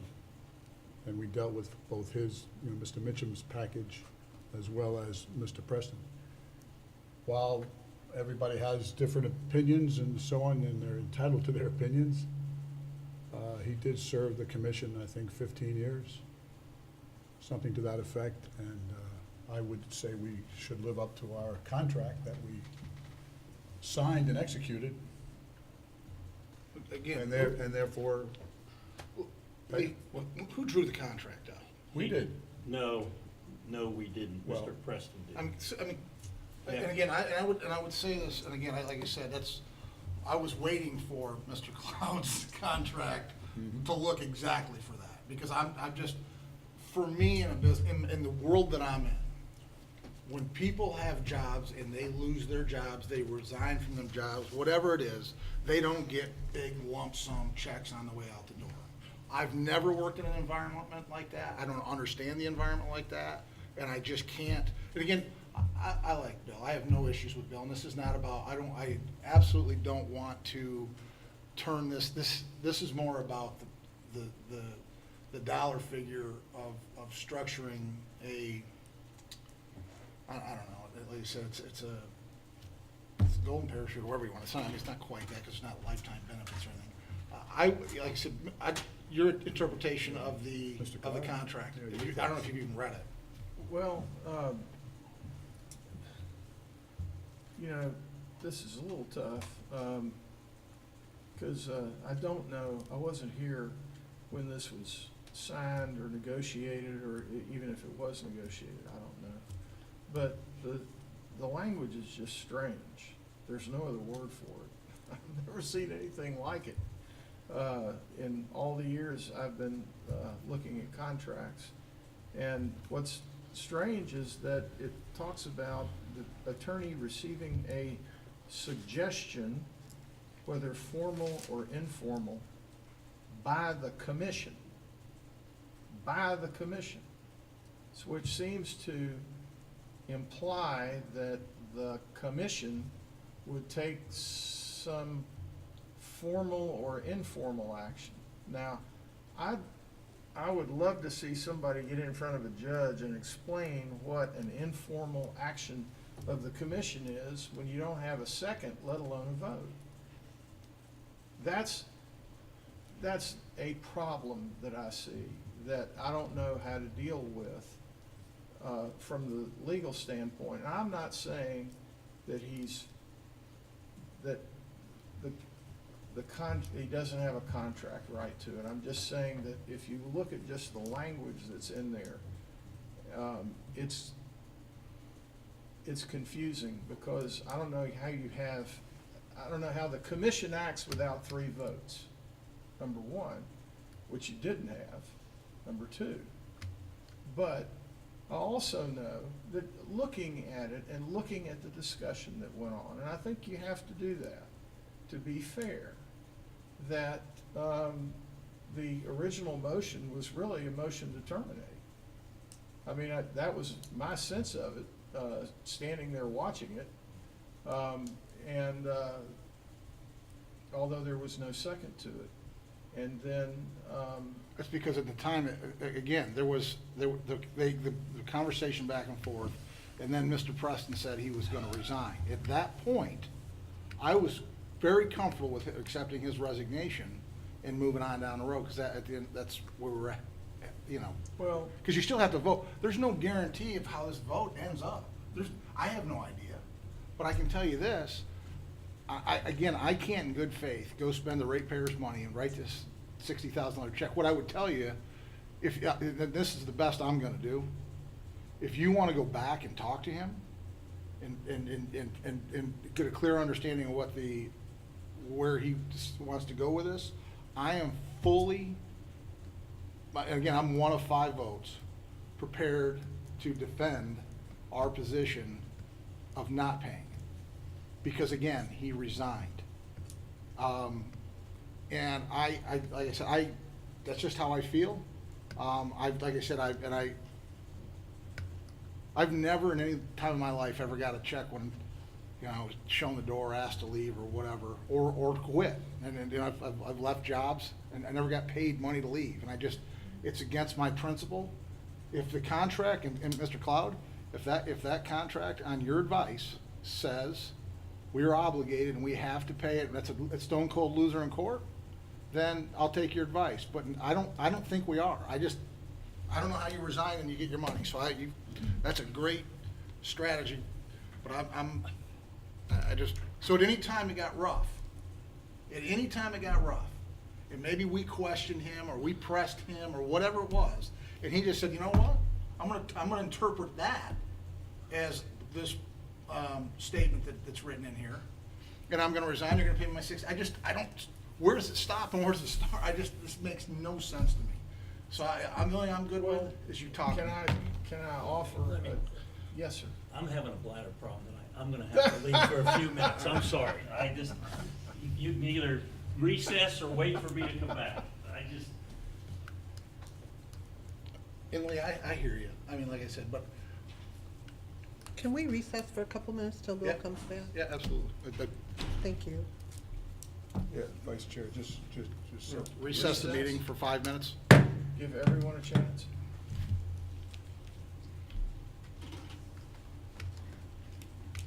Hold that thought. You know, of course, you can do things for non-legal reasons if you want to. Because you think it's the right thing to do. Well, can I speak? Well, as long as you don't speak to her.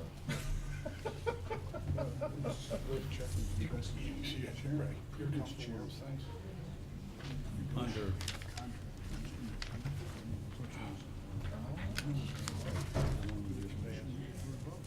Okay. Okay. See, it's, I don't know what we were trying to get at. Well, that's not, my own view is that we should be looking forward and not in the rearview mirror.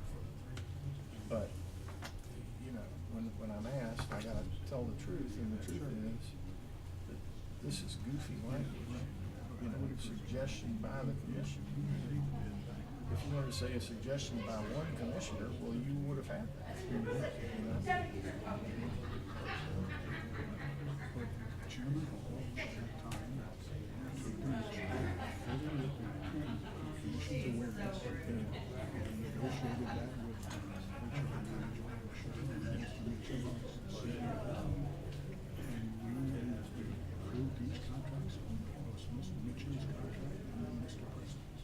Well, I believe that any commissioner is free to vote that. You know, you can make decisions. You I can am sorry. ignore It started about 3 o'clock even today, after and I I said just, and I have not said. We took a 5-minute recess. we took a 5-minute, okay. You could decide, that's all right. I want to Back do to this order. because I think it's the right thing. To hell with the lawyers. Just the right thing to do.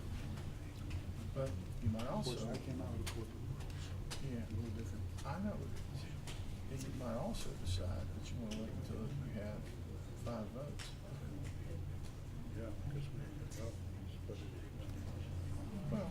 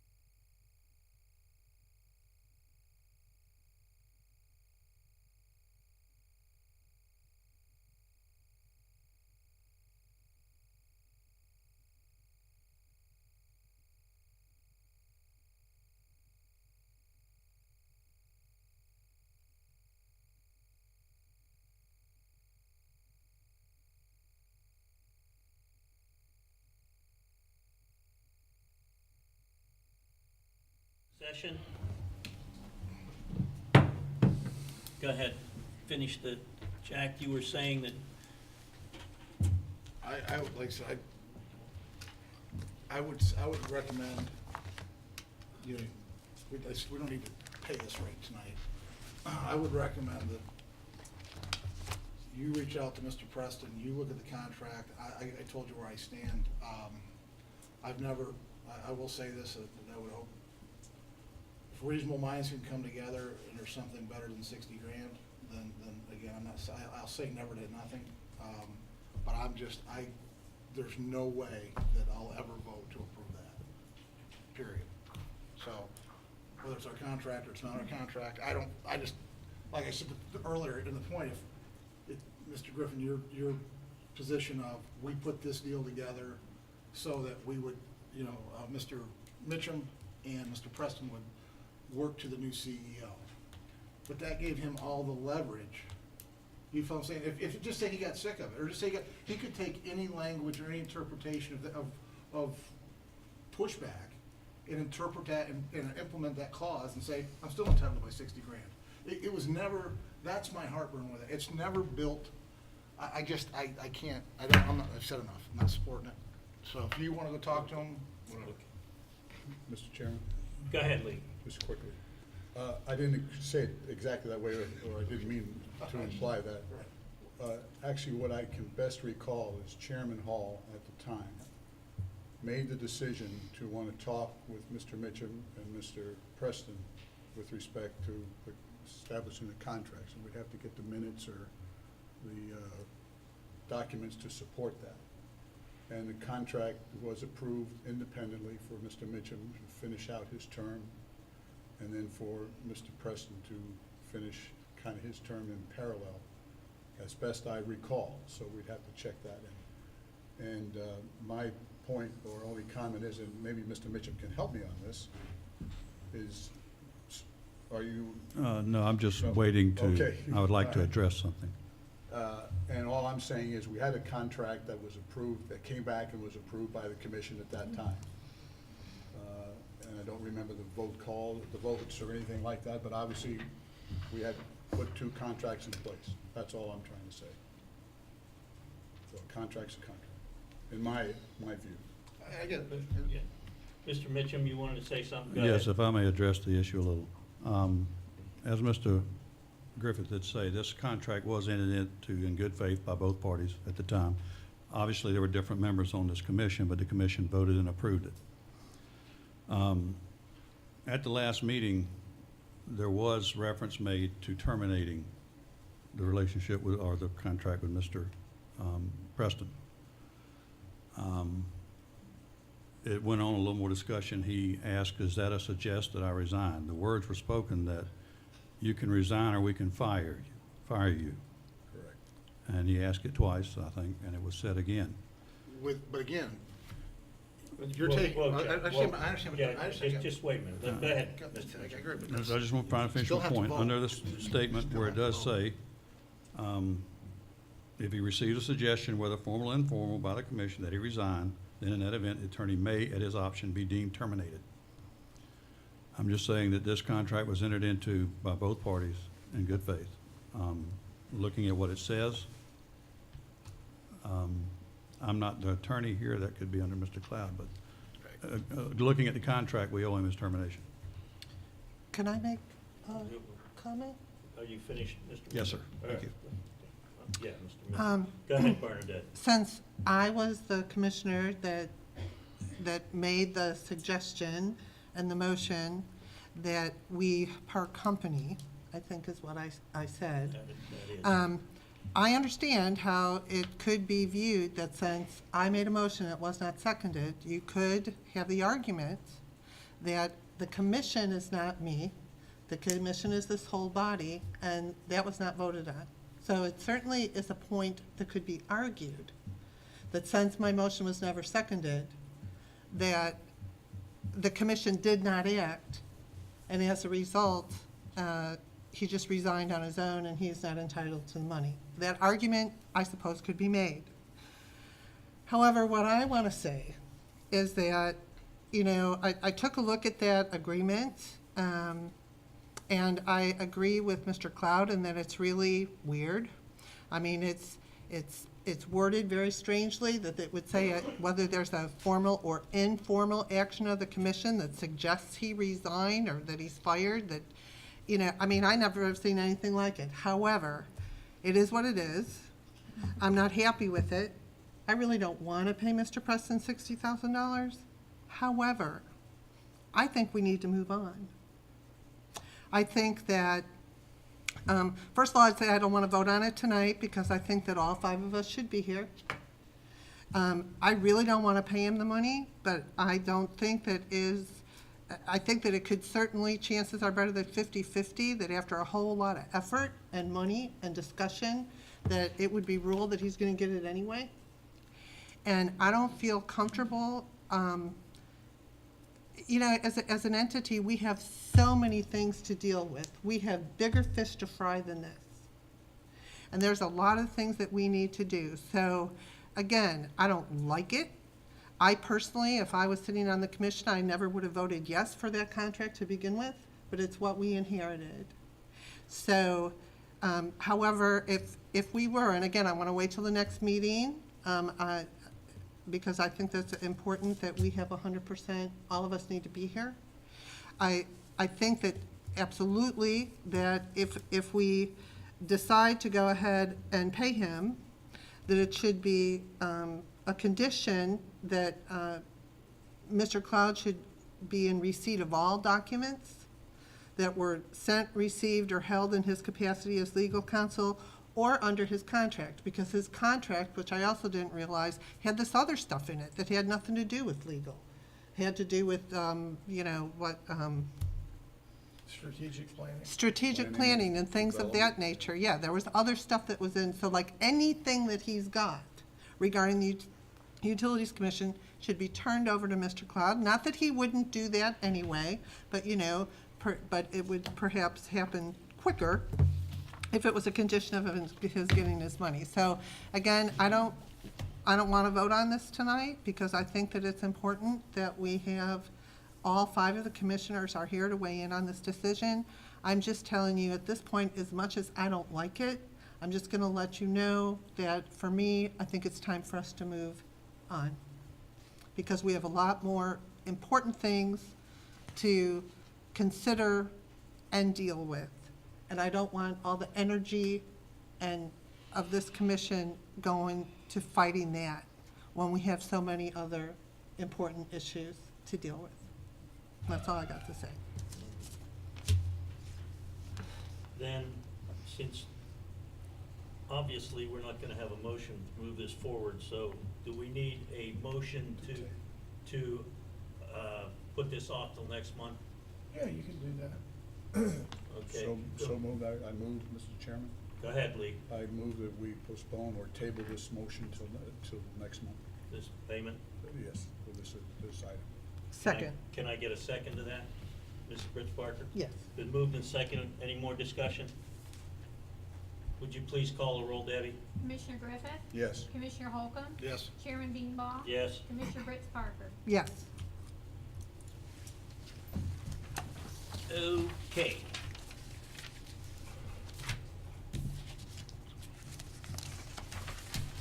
Can I ask a question about another item of old business that I Go thought right we ahead. talked about at the meeting? Go ahead. At last month's meeting, Mr. Mitchum, we talked about, you know, our IT person. We were talking about, we voted on another $50,000 change order for IT services. And so I had requested details of, you know, taking a look at how much it would cost to get us an IT CCIE.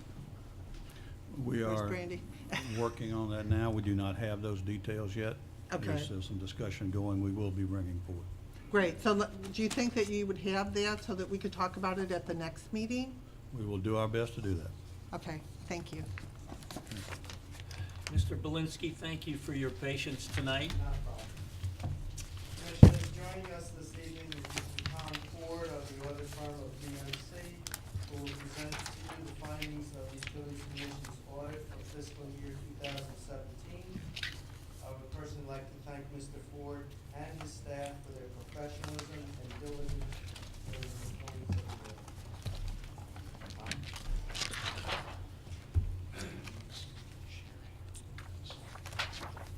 We're gonna be on screen here, I hope. Easy. Okay. There you go. Come up. Okay, good evening. Good, Again, my thank- name is thank you, Thomas David. Ford. I am the audit principal for BMC CPAs, and on behalf of myself, Alex Kish, which I'm sure all of you know, and the entire partner staff at BMC CPAs, thank you for allowing us to be your auditors for as long as we have been your auditors. As a precursor to everything, I do want to thank Mr. Belinsky and his staff for the wonderful job that they have done this year. I'd like to discuss the overview of the CAFR contents. CAFR meaning Comprehensive Annual Financial Report. There's a certificate of achievement for 39 years. Every one of you, everyone here should be proud of that. I can't say enough about that. That's a significant feat. The coveted acknowledgement for 39 years. Awesome, I think. Letter of transmittal. This letter of transmittal goes through the major initiatives, the major accomplishments of the Utilities Commission through the year. It's been written by Brian Belinsky and Mr. Mitchell. The independent auditors report, which is in the financial section. We then discuss the management inserts the management's discussion and analysis. Then we have the basic financial statements, which are just standard, the net position, the statement of revenues and expenses, cash flows, and the notes to the financial statements. The notes to the financial statements are rather voluminous. They go through roughly 40 pages, I think. Then there's required supplementary information, and that supplementary information just discusses operating units and the electric, wastewater reclamation, and the water operating revenues, which I'll go over in a minute. Then the statistical section, which really makes up the CAFR. It's 21 schedules of 10-year statistics for the Utilities Commission.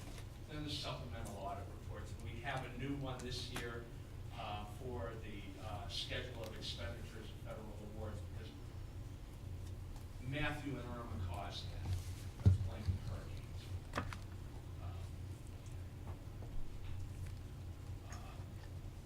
The independent auditors report basically states that we've audited the financial statements for the Utilities Commission and what management's responsible for, what the auditor is responsible for.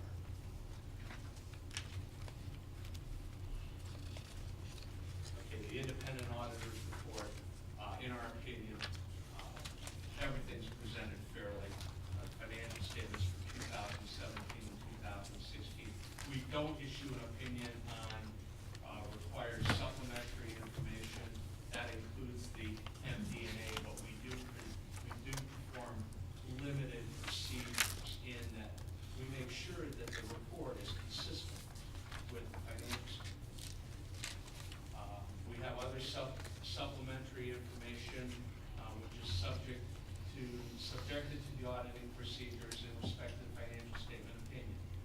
Then on the other GAGIS report, we have schedules of expenditures and federal awards where we do, I'm pretty loud, as my wife says. The schedule of expenditures of federal awards, reference to the report on internal control and compliance, management letter, and the attestation report on the investment policy for the UC for the year ended September 30th, 2017. Let's go through the financial position components, the net position components. as you can see, the total net position at the bottom of the page increased roughly $8,200. 82, this is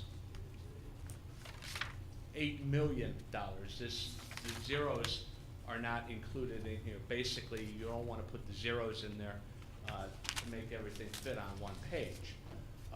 But in any event, most of that was increase in the utility plan of $6,800,000. We then have an increase or a decrease in total liabilities of roughly $3 million. A lot of that deals with the long-term debt that you paid for the bonds for the current year. Okay. On the utility systems activities, this really goes through electric, water, and reclamation on their own. And you can see that we made an operating income $3,605,000, which is roughly 6% operating revenues. That's strong. That's a strong financial statement in my opinion. Then you have some non-operating income, other non-operating expenses, and income before contributions, and then you have contributed capital. Now this is less than the $13,222 last year, basically because of the contributed capital, and the operating revenues are down a little bit. Basically, you're as was described in the MD&A, you are electrical is coming back to normal, and no significant difficult weather patterns.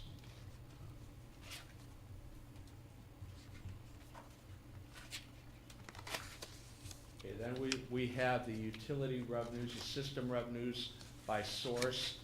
Obviously, electric makes up 71% of that, as they usually are, and you'll see why in a minute. I have a couple other charts to show you on that. Utility system revenues, as you can see, that it went down slightly, but again, that's the normalization. You're still at $60 million for the year 2017, which is great. The electric consumption, and I did write something on my sheet here. The electrical consumption and sales went down a little bit, and I can tell you from the MD&A, it's about a decrease of 3.4% in wattage hours. There were 416.5 kgs last year.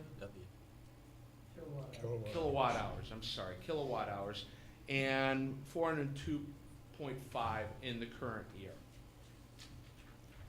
On the water consumption sales,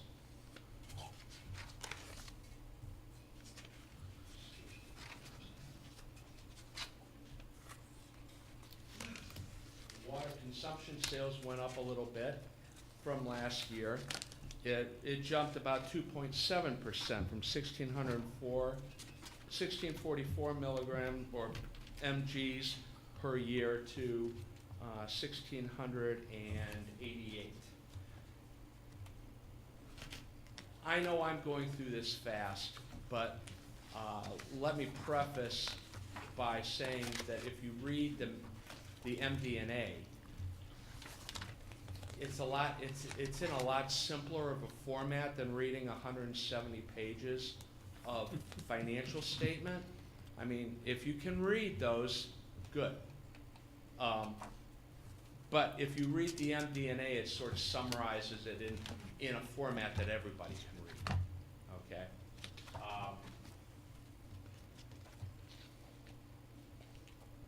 Wastewater treatment sales remained roughly even this year.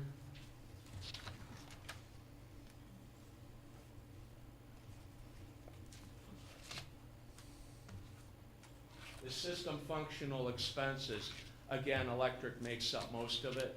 Last year, or during the year ended September 30th, 2017, the revenue from electric was 71%, the electric was 73%. So we're pretty much even right there. Utility system operating expenses, we went up a little bit this year.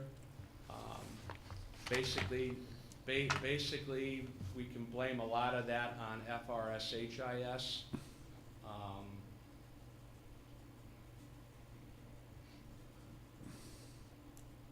And the last slide I have here is the annual net position, and we did increase to around 180, a little over $180,000 this year, which is fabulous in my opinion.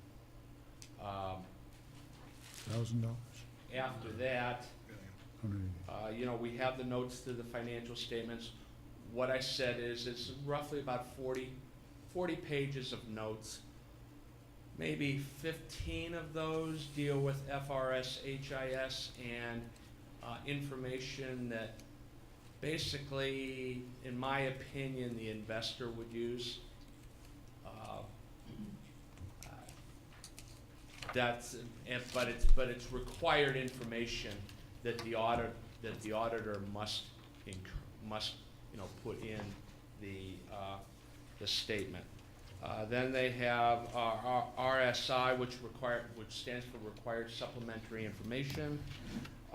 It talks about the scheduling progress of the funding progress of OPEB, FRS, and HIS throughout the year.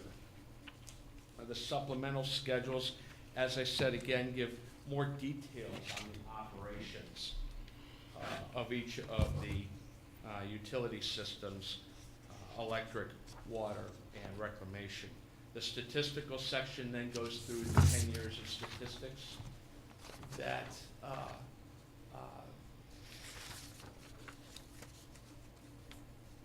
that are required, let's just say that, required for the CAFR. And we've already discussed about the achievement of for 39 years of that. That's fabulous, I believe.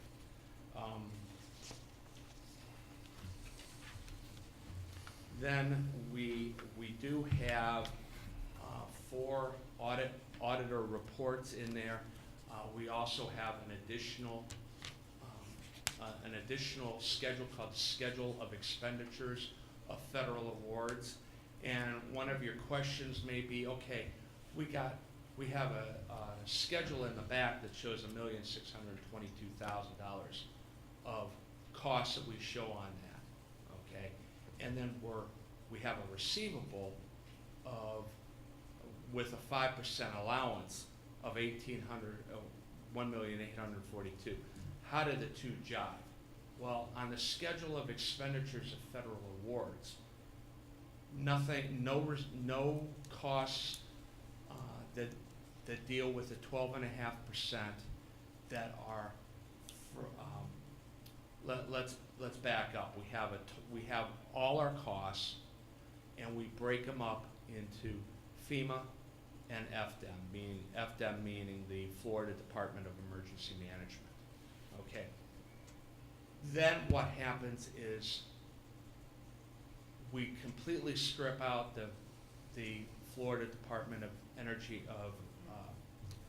Emergency Management, because that is not, we don't have to put that on the CFO because it didn't hit over $750,000, which is state single audit threshold as well as federal threshold. Then what we do is we strip out the other 25, the stuff that is not 75% of the FEMA related amounts. And that's how we get to, I think it's $1,938,000, and then we took a 5% allowance against that. We have the report on the CFA, or Schedule of Expenditures of Federal Awards. Not to bore you too much longer here. Talks about the internal control over the accumulation of those figures to report to FEMA. And we're happy to say that we found no problems with that. We found no problems with the next report, which talks about internal control over regular government auditing figures. And then for the management letter, there were no management letter comments, as well as the investment policy. There were no problems with the investment policy. So basically, in a nutshell, that's my presentation. Everything I thought went very well this year. Thanks to Brian, thanks to Mr. Mitchum. That concludes my presentation, and thank you very much. Are there any questions? Lee, you have anything? Not really, no. Thank you. Jack? Nope. Bernadette, I'm saving you to last. I figured that you can understand this stuff. You go right ahead. I just have a couple questions. Yeah. I know that there was a change this year with regard to how you determined, like even though we incurred expenditures related to 2 hurricanes in the year under audit, if we wouldn't have been issued like this project number through FEMA by 9/30 of this year, although the expenditures would be in this year, you wouldn't actually be issuing a federal single audit report on it until next year. I had asked Brian about this at the time, and he assured me it was okay, that we did get the, Well, you did get it, so, by 9/30. yes, by 9/30. Okay. You did get it. And, And thank you for got- being. You did get it for both Matthew and Irma. Okay. And thank you for being here. I'm surprised to see you. I expected Alex. What was your involvement on the job this year? I'm the I was the reviewer. I reviewed all, I actually was out in the field a lot too, so, but I did most of the review. So you served as the partner on the engagement? Yes. Okay. Was Alex involved this year? Yes, yes. He was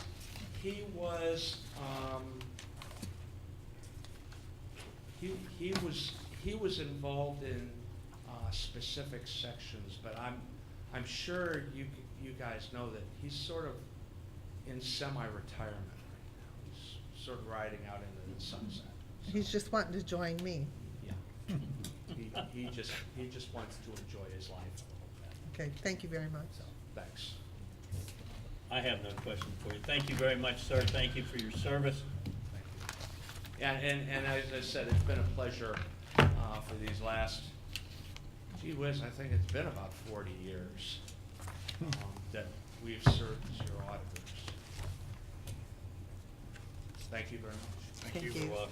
Thank you. Do we have to receive this audit? Is that what we have to do at this point? I move for approval. Second? Moved and seconded. Any discussion? Debbie, please. Commissioner Griffith? Yes. Commissioner Holcomb? Yes. Chairman Beanbaugh? Yes. Commissioner Fritz Parker? Yes. All right.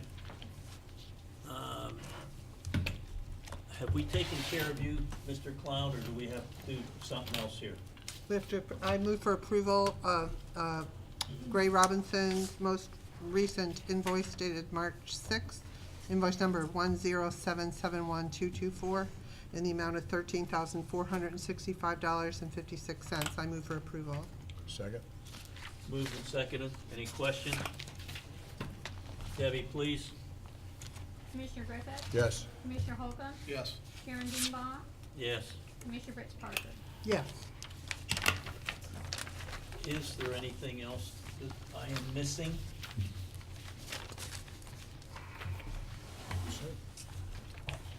I will ask for a motion to adjourn. So moved. Second.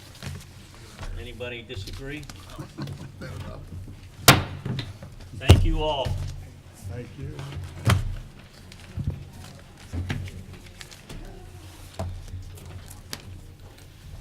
You still in the down the lane? Have a nice Easter. Hey, you too. You It's betcha. gonna be here That's right. before you know it. That's. I know, it's I'm not amazing. ready. My decorations Oh, I aren't out, know. nothing. It's amazing how time just flies by. The 26th already, March. No kidding. No Quarter of the kidding. year is gone. No kidding. That's, that, you know, that's fast. I know. We'll take my medicine.